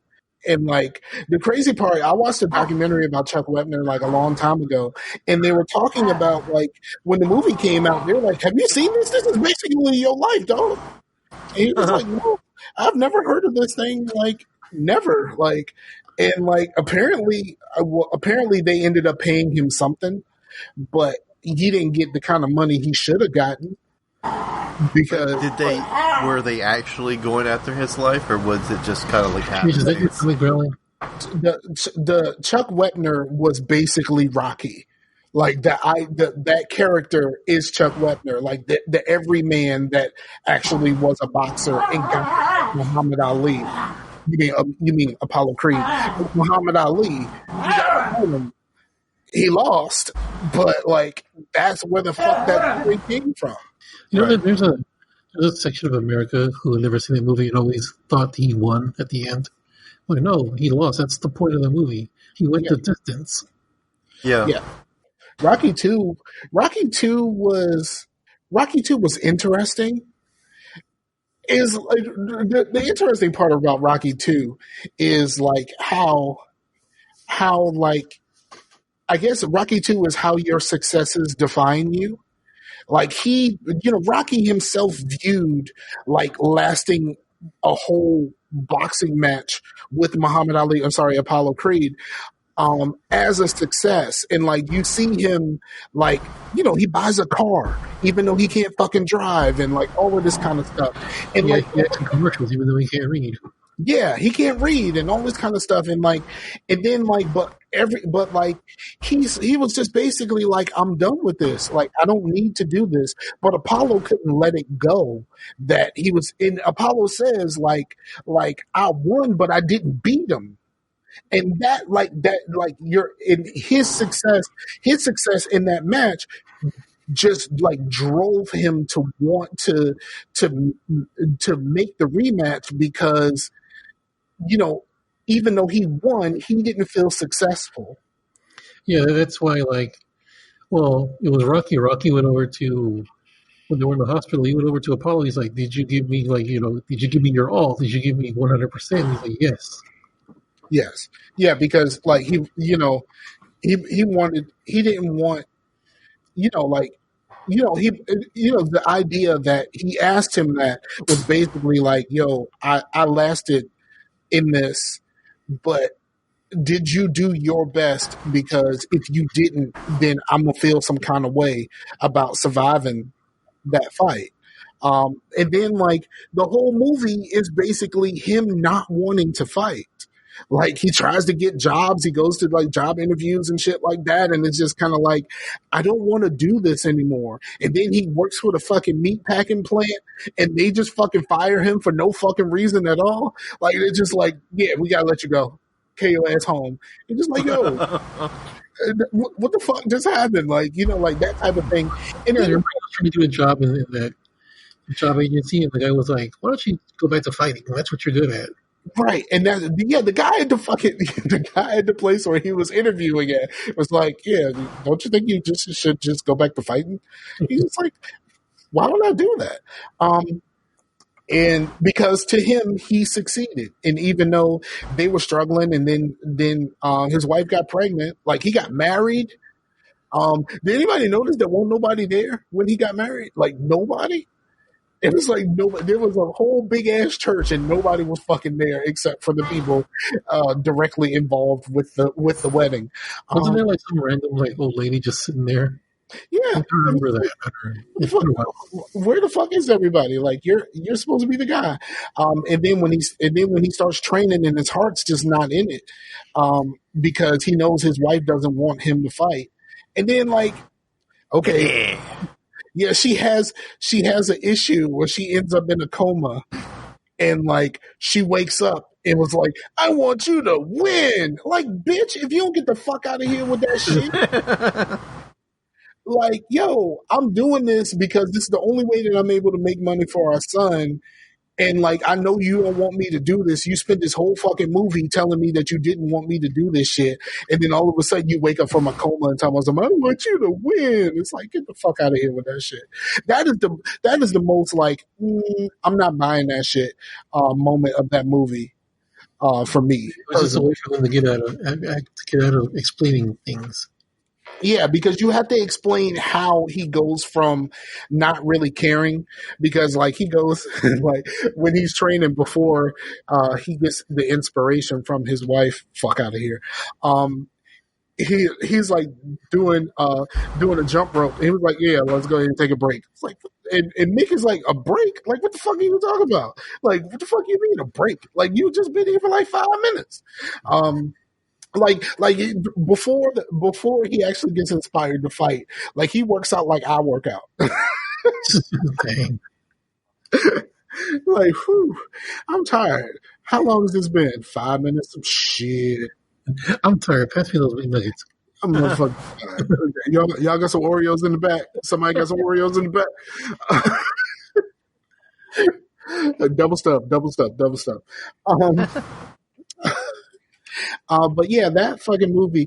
But Rocky 3 is the best to me, because I would say 4, but I do agree it's 3. 3 is the most entertaining one. 4 kind of meant the most, to everything. 4 kind of meant the most. especially with with Apollo getting murked and like him being afraid of being in the ring and all that kind of stuff, and this fucking this like really roided out fucking like the crazy part about it is that dude is like a fucking like an astrophysicist or something like that in real life, like the guy who played Ivan Drago. And he's like super fucking smart, but he plays these roles where he's just kind of the dumb I must break you, like that type of shit. But like that dude in real life is like super fucking smart. That dude is like a literal like rocket scientist. To this day, I still can't listen to Living in America without thinking about that part. Yes. If he dies, that is correct. He dies.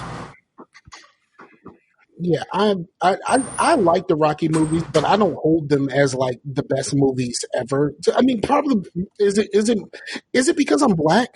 Like I don't really care about that, and like I kind of have I kind of have like I don't know, like I got some feelings about Rocky because like what I mean, like the fact that Rocky got a fucking statue and like a real boxer from your city did not. Like, Rocky has a fucking statue. Why does this fictional fucking character have a statue and the real deal from your city does not?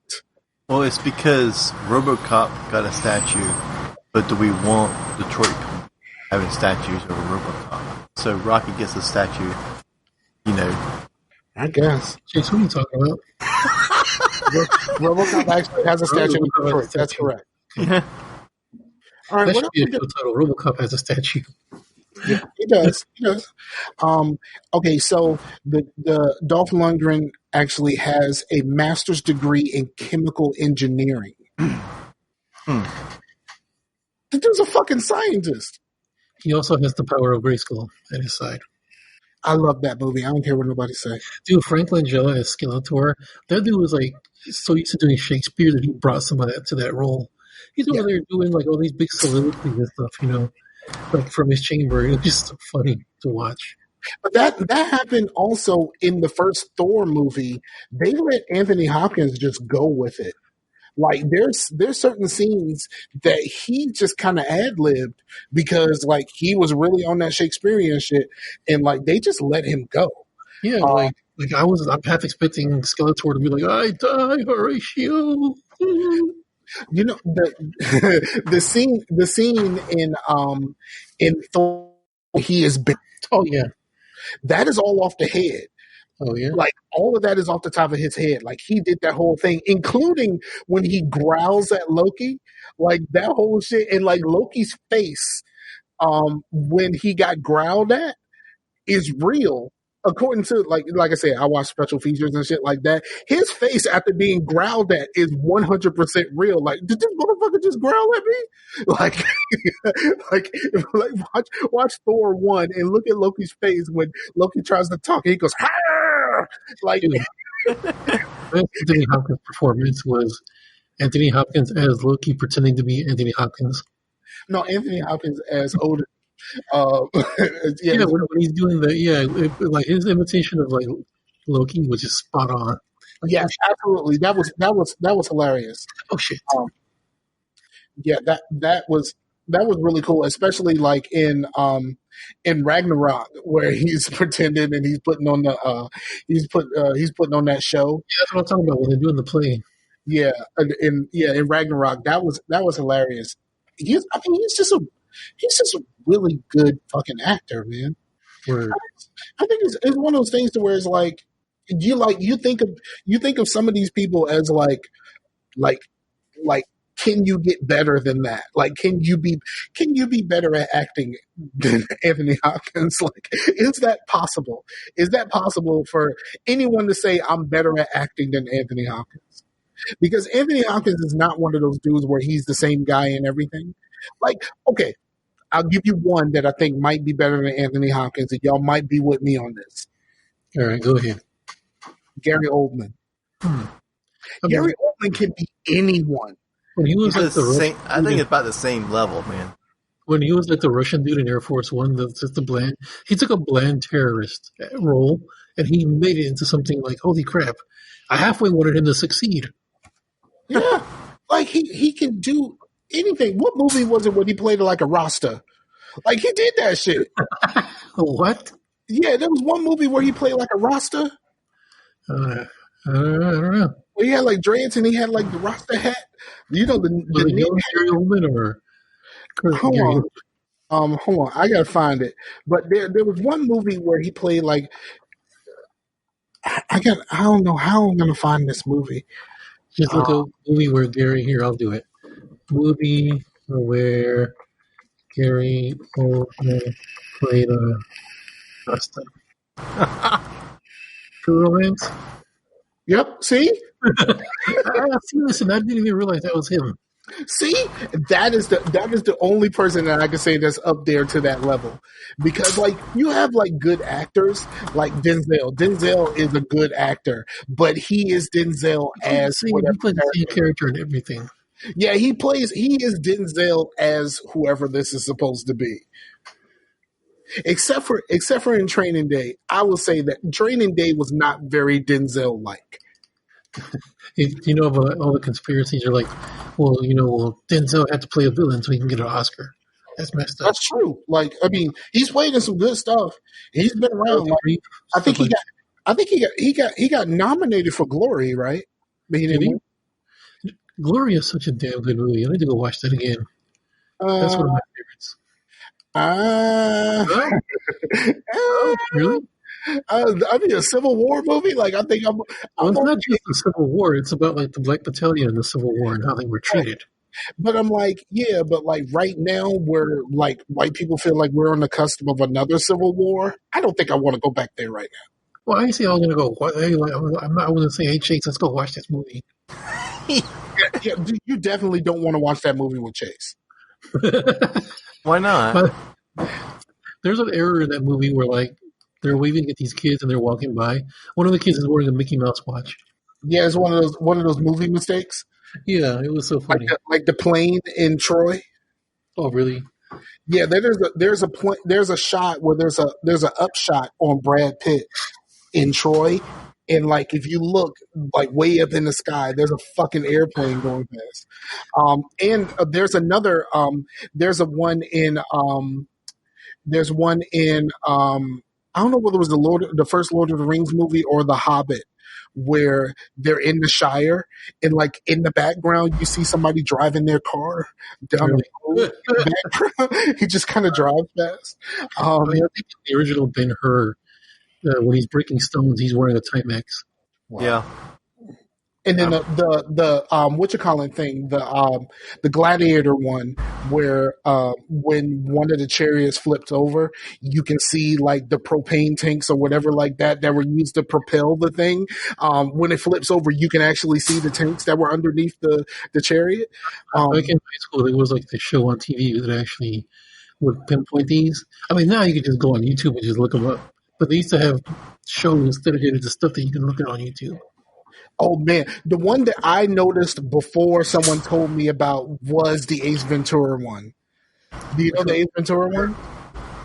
Is where he's having a conversation inside of a room and there's a chess table there. And the fucking pieces from the chess table disappeared depending on the shot. Like it parts of it, the chess pieces just completely disappear from the table. There's a movie. It was actually the first movie that had Hannibal Lecter in it, but it wasn't Hannibal Lecter. It's called Manhunter. There's a part where like the main character and his son are having a conversation in the grocery store in the cereal aisle. Every time they switch back to whoever's talking, the cereal in the background is different. Wow. Did they remake that? But it had yeah, they called it Red Dragon. Yeah. Well, actually, the book is actually called Red Dragon. Manhunter is the film version of Red Dragon. And do you know that in Lord of the Rings, when Aragorn kicks his You need to Google these because I see you staring at the screen. No. I pulled it up, but then I remembered the Aragorn one where he kicks the helmet and he screams when he sees all those people dying. all those people dead. I've seen that. I've seen the film in a long time, but I've read the books over and over. There's a part where he kicks a helmet out of frustration because they got there too late and a bunch of people were dead.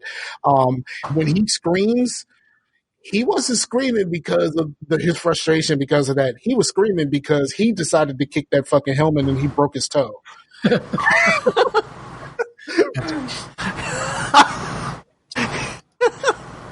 Yes. That's hilarious, man. One that I remember that they fixed now with digitizing was in the original Star Trek movie. You could see like the lights and stuff from the studio. There were so many errors in that film. They fixed them all now when they in the modern era. But yeah, like go look at an early cut of that.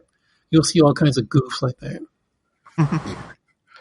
I find stuff like that interesting. I watch those what culture videos about shit like that. I think there was a plane. There's a plane in Gladiator also. Wow. But then, like, you sort of ruin it for you because if you sometimes you just watch it, you don't notice it because you're just into the movie. But then if you watch someone point it out, then you can't unsee it. Oh, you can't unsee it, no. Well, but also that makes you want to watch it again to see if you can see what they saw. Right. There's been times where I went back and I watched something just so I could see the thing that they were talking about. Do you remember the whole, like, 3 Men and a Baby thing? Oh, yeah, the cardboard cutout? Yeah. Where people thought it was a ghost or something. Well, yeah, no, that made it the most rented movie in, like, history. Yeah, I thought it was a ghost. Like they said, it was a ghost. It was pretty creepy. At one point, I will say I saw the Wizard of Oz thing. I don't know how real that shit is, but I saw it. Which one did you hear? Because I heard it like there was like someone hanging in the background or something. Yes, well, yes, there's different ones, and that's why. Yeah, they cleaned it up. They cleaned the thing up that made it look like that, but I saw it. I never went back and looked. I was just like, okay, cool. Did you know that you can jeez. I know what you're going to say. You can sync up Dark Side of the Moon. It wasn't intentional. It was not their intention. With another copy of Dark Side of the Moon perfectly. Really? I didn't know that. Yes. Did you know if you sync up my fist with like your face? Mm-hmm. And then the last one I'm gonna say, because there's two that was like something happened during the recording where it turned out that it was real. One funny and one not. I'll do the funny one first. Okay. The why is Gamora thing was something that he just made up and they were just being funny and they kept it in the movie. That's funny. Do you know what that is, Chase? Because you got this look on your face like I don't know what that is. It sounds familiar, but in was it wasn't Endgame, it was the other one, right? Infinity War? Yeah, Infinity War. Where Star-Lord says, "Where is Gamora?" and Tony Stark says, "Who is Gamora?" And while the wrestler dude is laying on the ground, he says, "Why is Gamora?" Why is Gamora? That, and then the Django thing. Have y'all heard about the Django thing? The Tarantino movie? Yeah. I've never seen this. You never seen Django? Oh my god, it's fucking great. I checked that on him a long time ago. Oh no, fuck that shit. Django is fucking great. There is a scene where yes, I keep trying not to say what's his name? The dude, he played the racist slave owner in that movie. DiCaprio. DiCaprio, that's right. That's what there's a scene where when they figure out what everybody is up to, and he gets really mad and he slams his hand down on the table and he breaks the glass and he just goes off.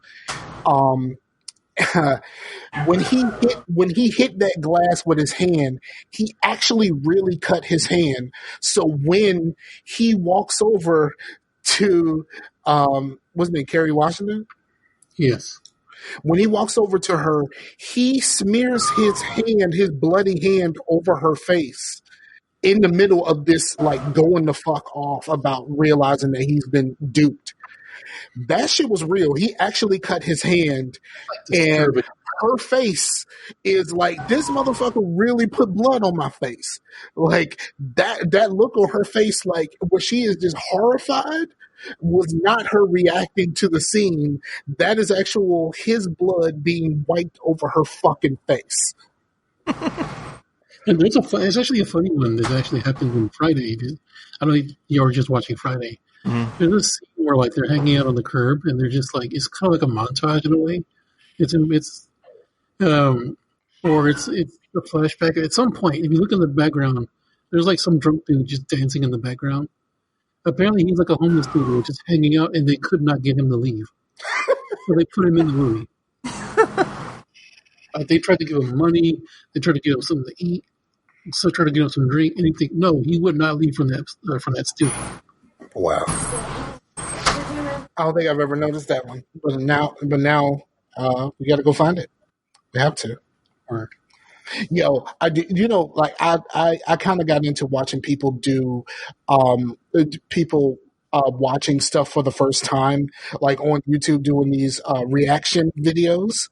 yeah, I was doing Let that me too. Was fake. Some of those are staged. let me tell you about like the best one I've watched. I watched a dude watch The Usual Suspects for the first time. Really.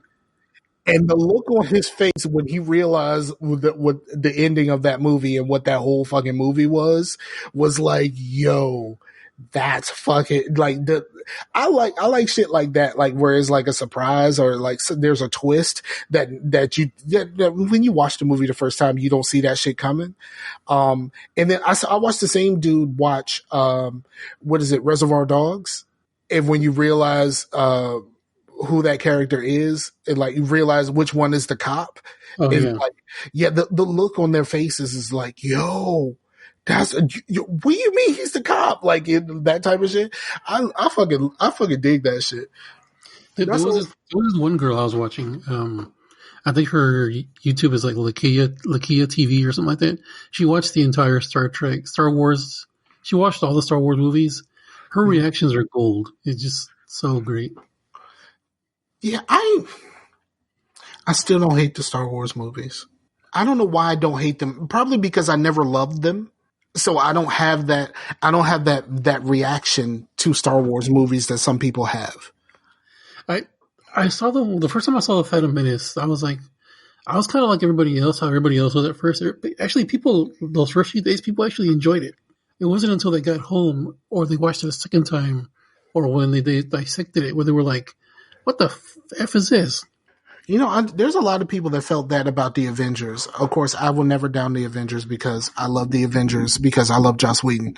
But a lot of people say that the Avengers on the second viewing is nothing like your first viewing. I've seen that plenty of times, and I have not felt like that. I've liked the reviewing of it. Yeah, I love the fucking movie. Like I can watch it right now and I'll still be in it just like I've never. And like that, the panning shot of them standing around when they regrouped, like that I still get chills. I do. What did you think of like when they did the Back to the Future in the last movie? I dug it. I actually liked it. I don't get too deep into all of this stuff. Like it's just a movie to me. Like, I find it better. And like I learned this from the gaming community. I find it better to just try to enjoy something as opposed to trying to find ways to pick it apart. And I like talking about stuff that I actually like as opposed to talking about shit that I hate. Like, you know what I mean? Like, I don't really talk about Battlefield very much. Like, because I don't fucking like Battlefield. Like, so like, why would I keep discussing something that I absolutely don't fucking like? Yeah, like I used to watch movies like or whatever particularly popular movies, and then run home and see like the Nostalgia Critics review of it, and like I quit doing that mostly because like, why does it matter? Like, did I enjoy it? Yeah, I made a mistake of watching reviews of the Last Skywalker or whatever the fuck that movie was. The middle movie. What's the middle movie of the last three? The Last Jedi. Is The Last Jedi. I said The Last Skywalker.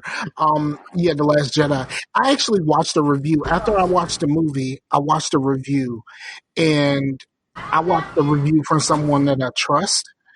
But because I watched the review of that movie, didn't like YouTube still to this day suggests all of these videos that do nothing but just trash it over and over again. And I'm like, My childhood.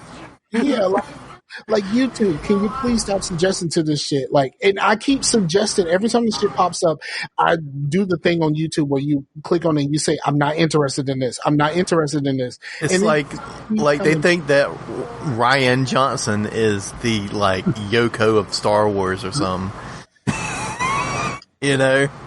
Like they hate. Right. It's like the way that they treat Ryan Johnson is like, you know, like he is the end all be all of that movie, as if he didn't have to create a movie and get the shit approved and all, you know, like all of this stuff. Like they make it seem like he made the fucking movie himself to destroy Star Wars. And like not counting the hundreds of people that are involved in making a fucking movie of any kind. Like for most like large budget movies, like there are hundreds of people involved in making this thing.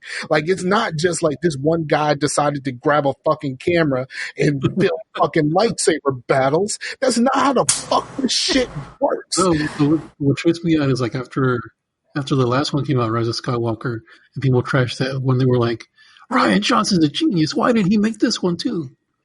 Like, geez, calm down. But you know what happened after that middle movie? People started going back and pretending like they didn't hate the prequels. That's the part that I really fucking dislike, because I've said from the beginning that I thought Episode 3 is the best of the bunch. Like that's my favorite movie to watch out of the whole series, the original trilogy. Well, I've noticed that people who were children when these movies came out, they really love those fucking movies. Yes.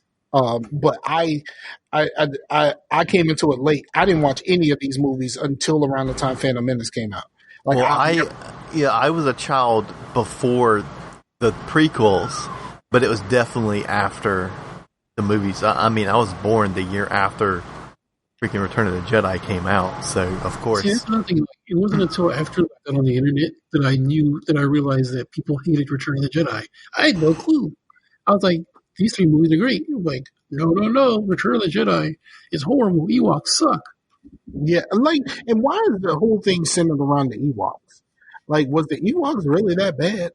Yeah, all their hatred is on the Ewoks. Yeah, and I'm just kind of like, I don't even remember that movie that much. Like I said, I didn't really dig. I was like, well, you motherfuckers, you like kick kitty cats? I mean, you just hate cute things. Teddy bears? Okay, I'm just quoting this. The Star Wars fans kick cats. Quote, crucial chase. Like when I first saw that movie, I was like, it had that swashbuckling adventure thing to it, especially in the beginning. Like the whole like Jabba's Palace thing. I was like, yeah, this is like pirate ship type stuff. Yeah. I think we got to wrap soon. All right, Chase is doing. I don't know what he's doing over there. Playing with his inhaler. Do we got anything else we need to discuss? I do not. Chase.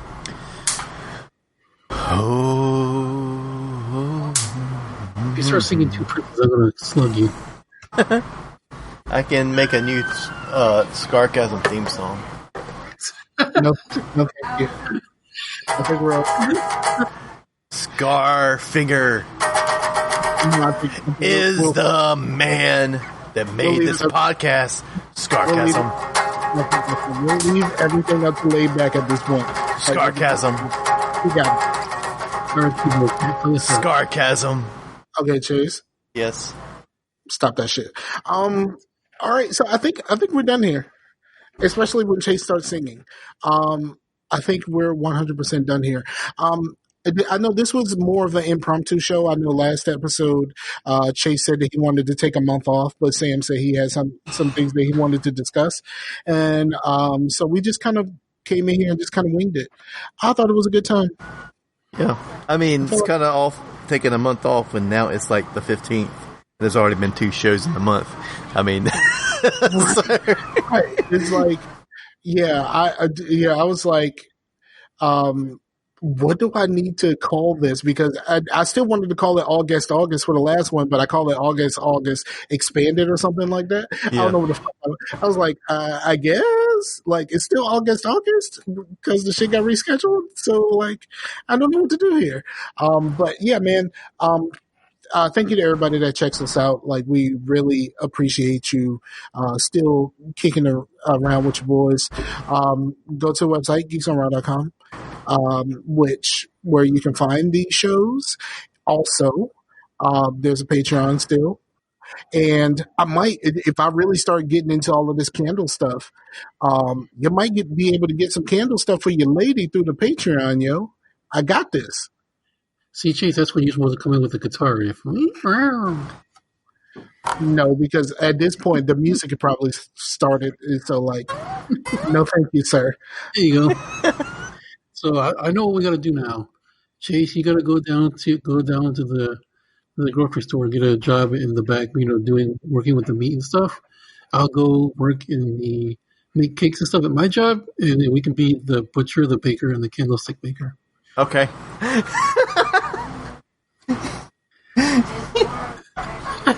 Look at Scar's face. No, actually, someone mentioned that. I was watching The Boys, and then The Boys this season has an after show.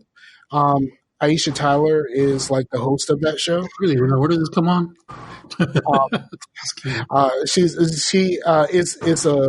It's on Amazon. I know. I'm just kidding. Yeah, it's on Amazon, but she does an after show. Holy shit, does she look like an she has like a new hairdo and stuff like that. And holy shit, does she look like a old lady now? Like, does she have the gray hair like a lot of people? Like a lot of women. She doesn't have the old hair. It's just her hairstyle. Her hairstyle looks like someone's mom. That's what the modern hairstyles are like. The modern hairstyle for women now is gray hair. I'm like, what are you trying to look like a grandma? Pretty much, because grandmas don't look like grandmas these days. But I mean, my girlfriend is a 4-time grandma. Dude, Scar, all you have to do is actually become a butcher, and then you would be all 3 because he's baked, he's made candlesticks. That's true. Okay, How about that life? all right. But I think Rashani kind of took the butcher thing because he started a catering business and he likes making briskets and ribs. Oh, there you go. So now Jay just needs to go give himself a baking job. But yeah, man, I'm really enjoying that. I'm gonna start trying to do some videos, but the problem with doing videos is like it's the exact same process. Like, you know what I mean? The only thing that's different about the process is whatever color I use and like the different fragrance where you're watching a video, you can't smell it. So like you need smell-o-vision. Yeah, you need smell-o-vision. So like there really isn't a whole lot I can do because it's all the same process over and over and over again. But I'll try to figure it out. I'll make the shit work and I'll put it up on the Peaceful Colors Arts and Crafts YouTube page, which I still haven't crossed 100 subscribers yet. I because I stopped doing videos for a while, so I'm like at 81. So like I'm this close. So yeah, I'm going to try to do more stuff so that I can try to get that 100. Once I get that 100, I'll feel better about the thing because then I can actually like start doing some things like actually change the name instead of youtube.com/23704B, like that type of thing. Yeah, but like I think I might add some of this stuff to the Patreon. Neither of the Patreon people have gotten back to me about shirts. Maybe I should reach out and try to figure out the whole shirts thing, so I can do that part too. But yeah, so I think we're done here. I said that before, but good show, fellas. Good show. Jolly good show. Right then, right. You channeling Howard here, huh? Oh my god! I still ain't heard from Howard. His birthday was a few days ago, and I ain't heard from Howard in a while because he changed his Facebook. He changed his Facebook pages like he changes his underwear. So like I don't know where Howard is now, and like he changes his name often. So I didn't even get a chance to tell Howard happy birthday. His birthday was on the 10th. So yeah. So for the homie Sam and for Chase. I'm Scarfinger. This is Scarcasm, and I think we're out of here. Peace. Peace out to the Warriors, yo. Later, everybody.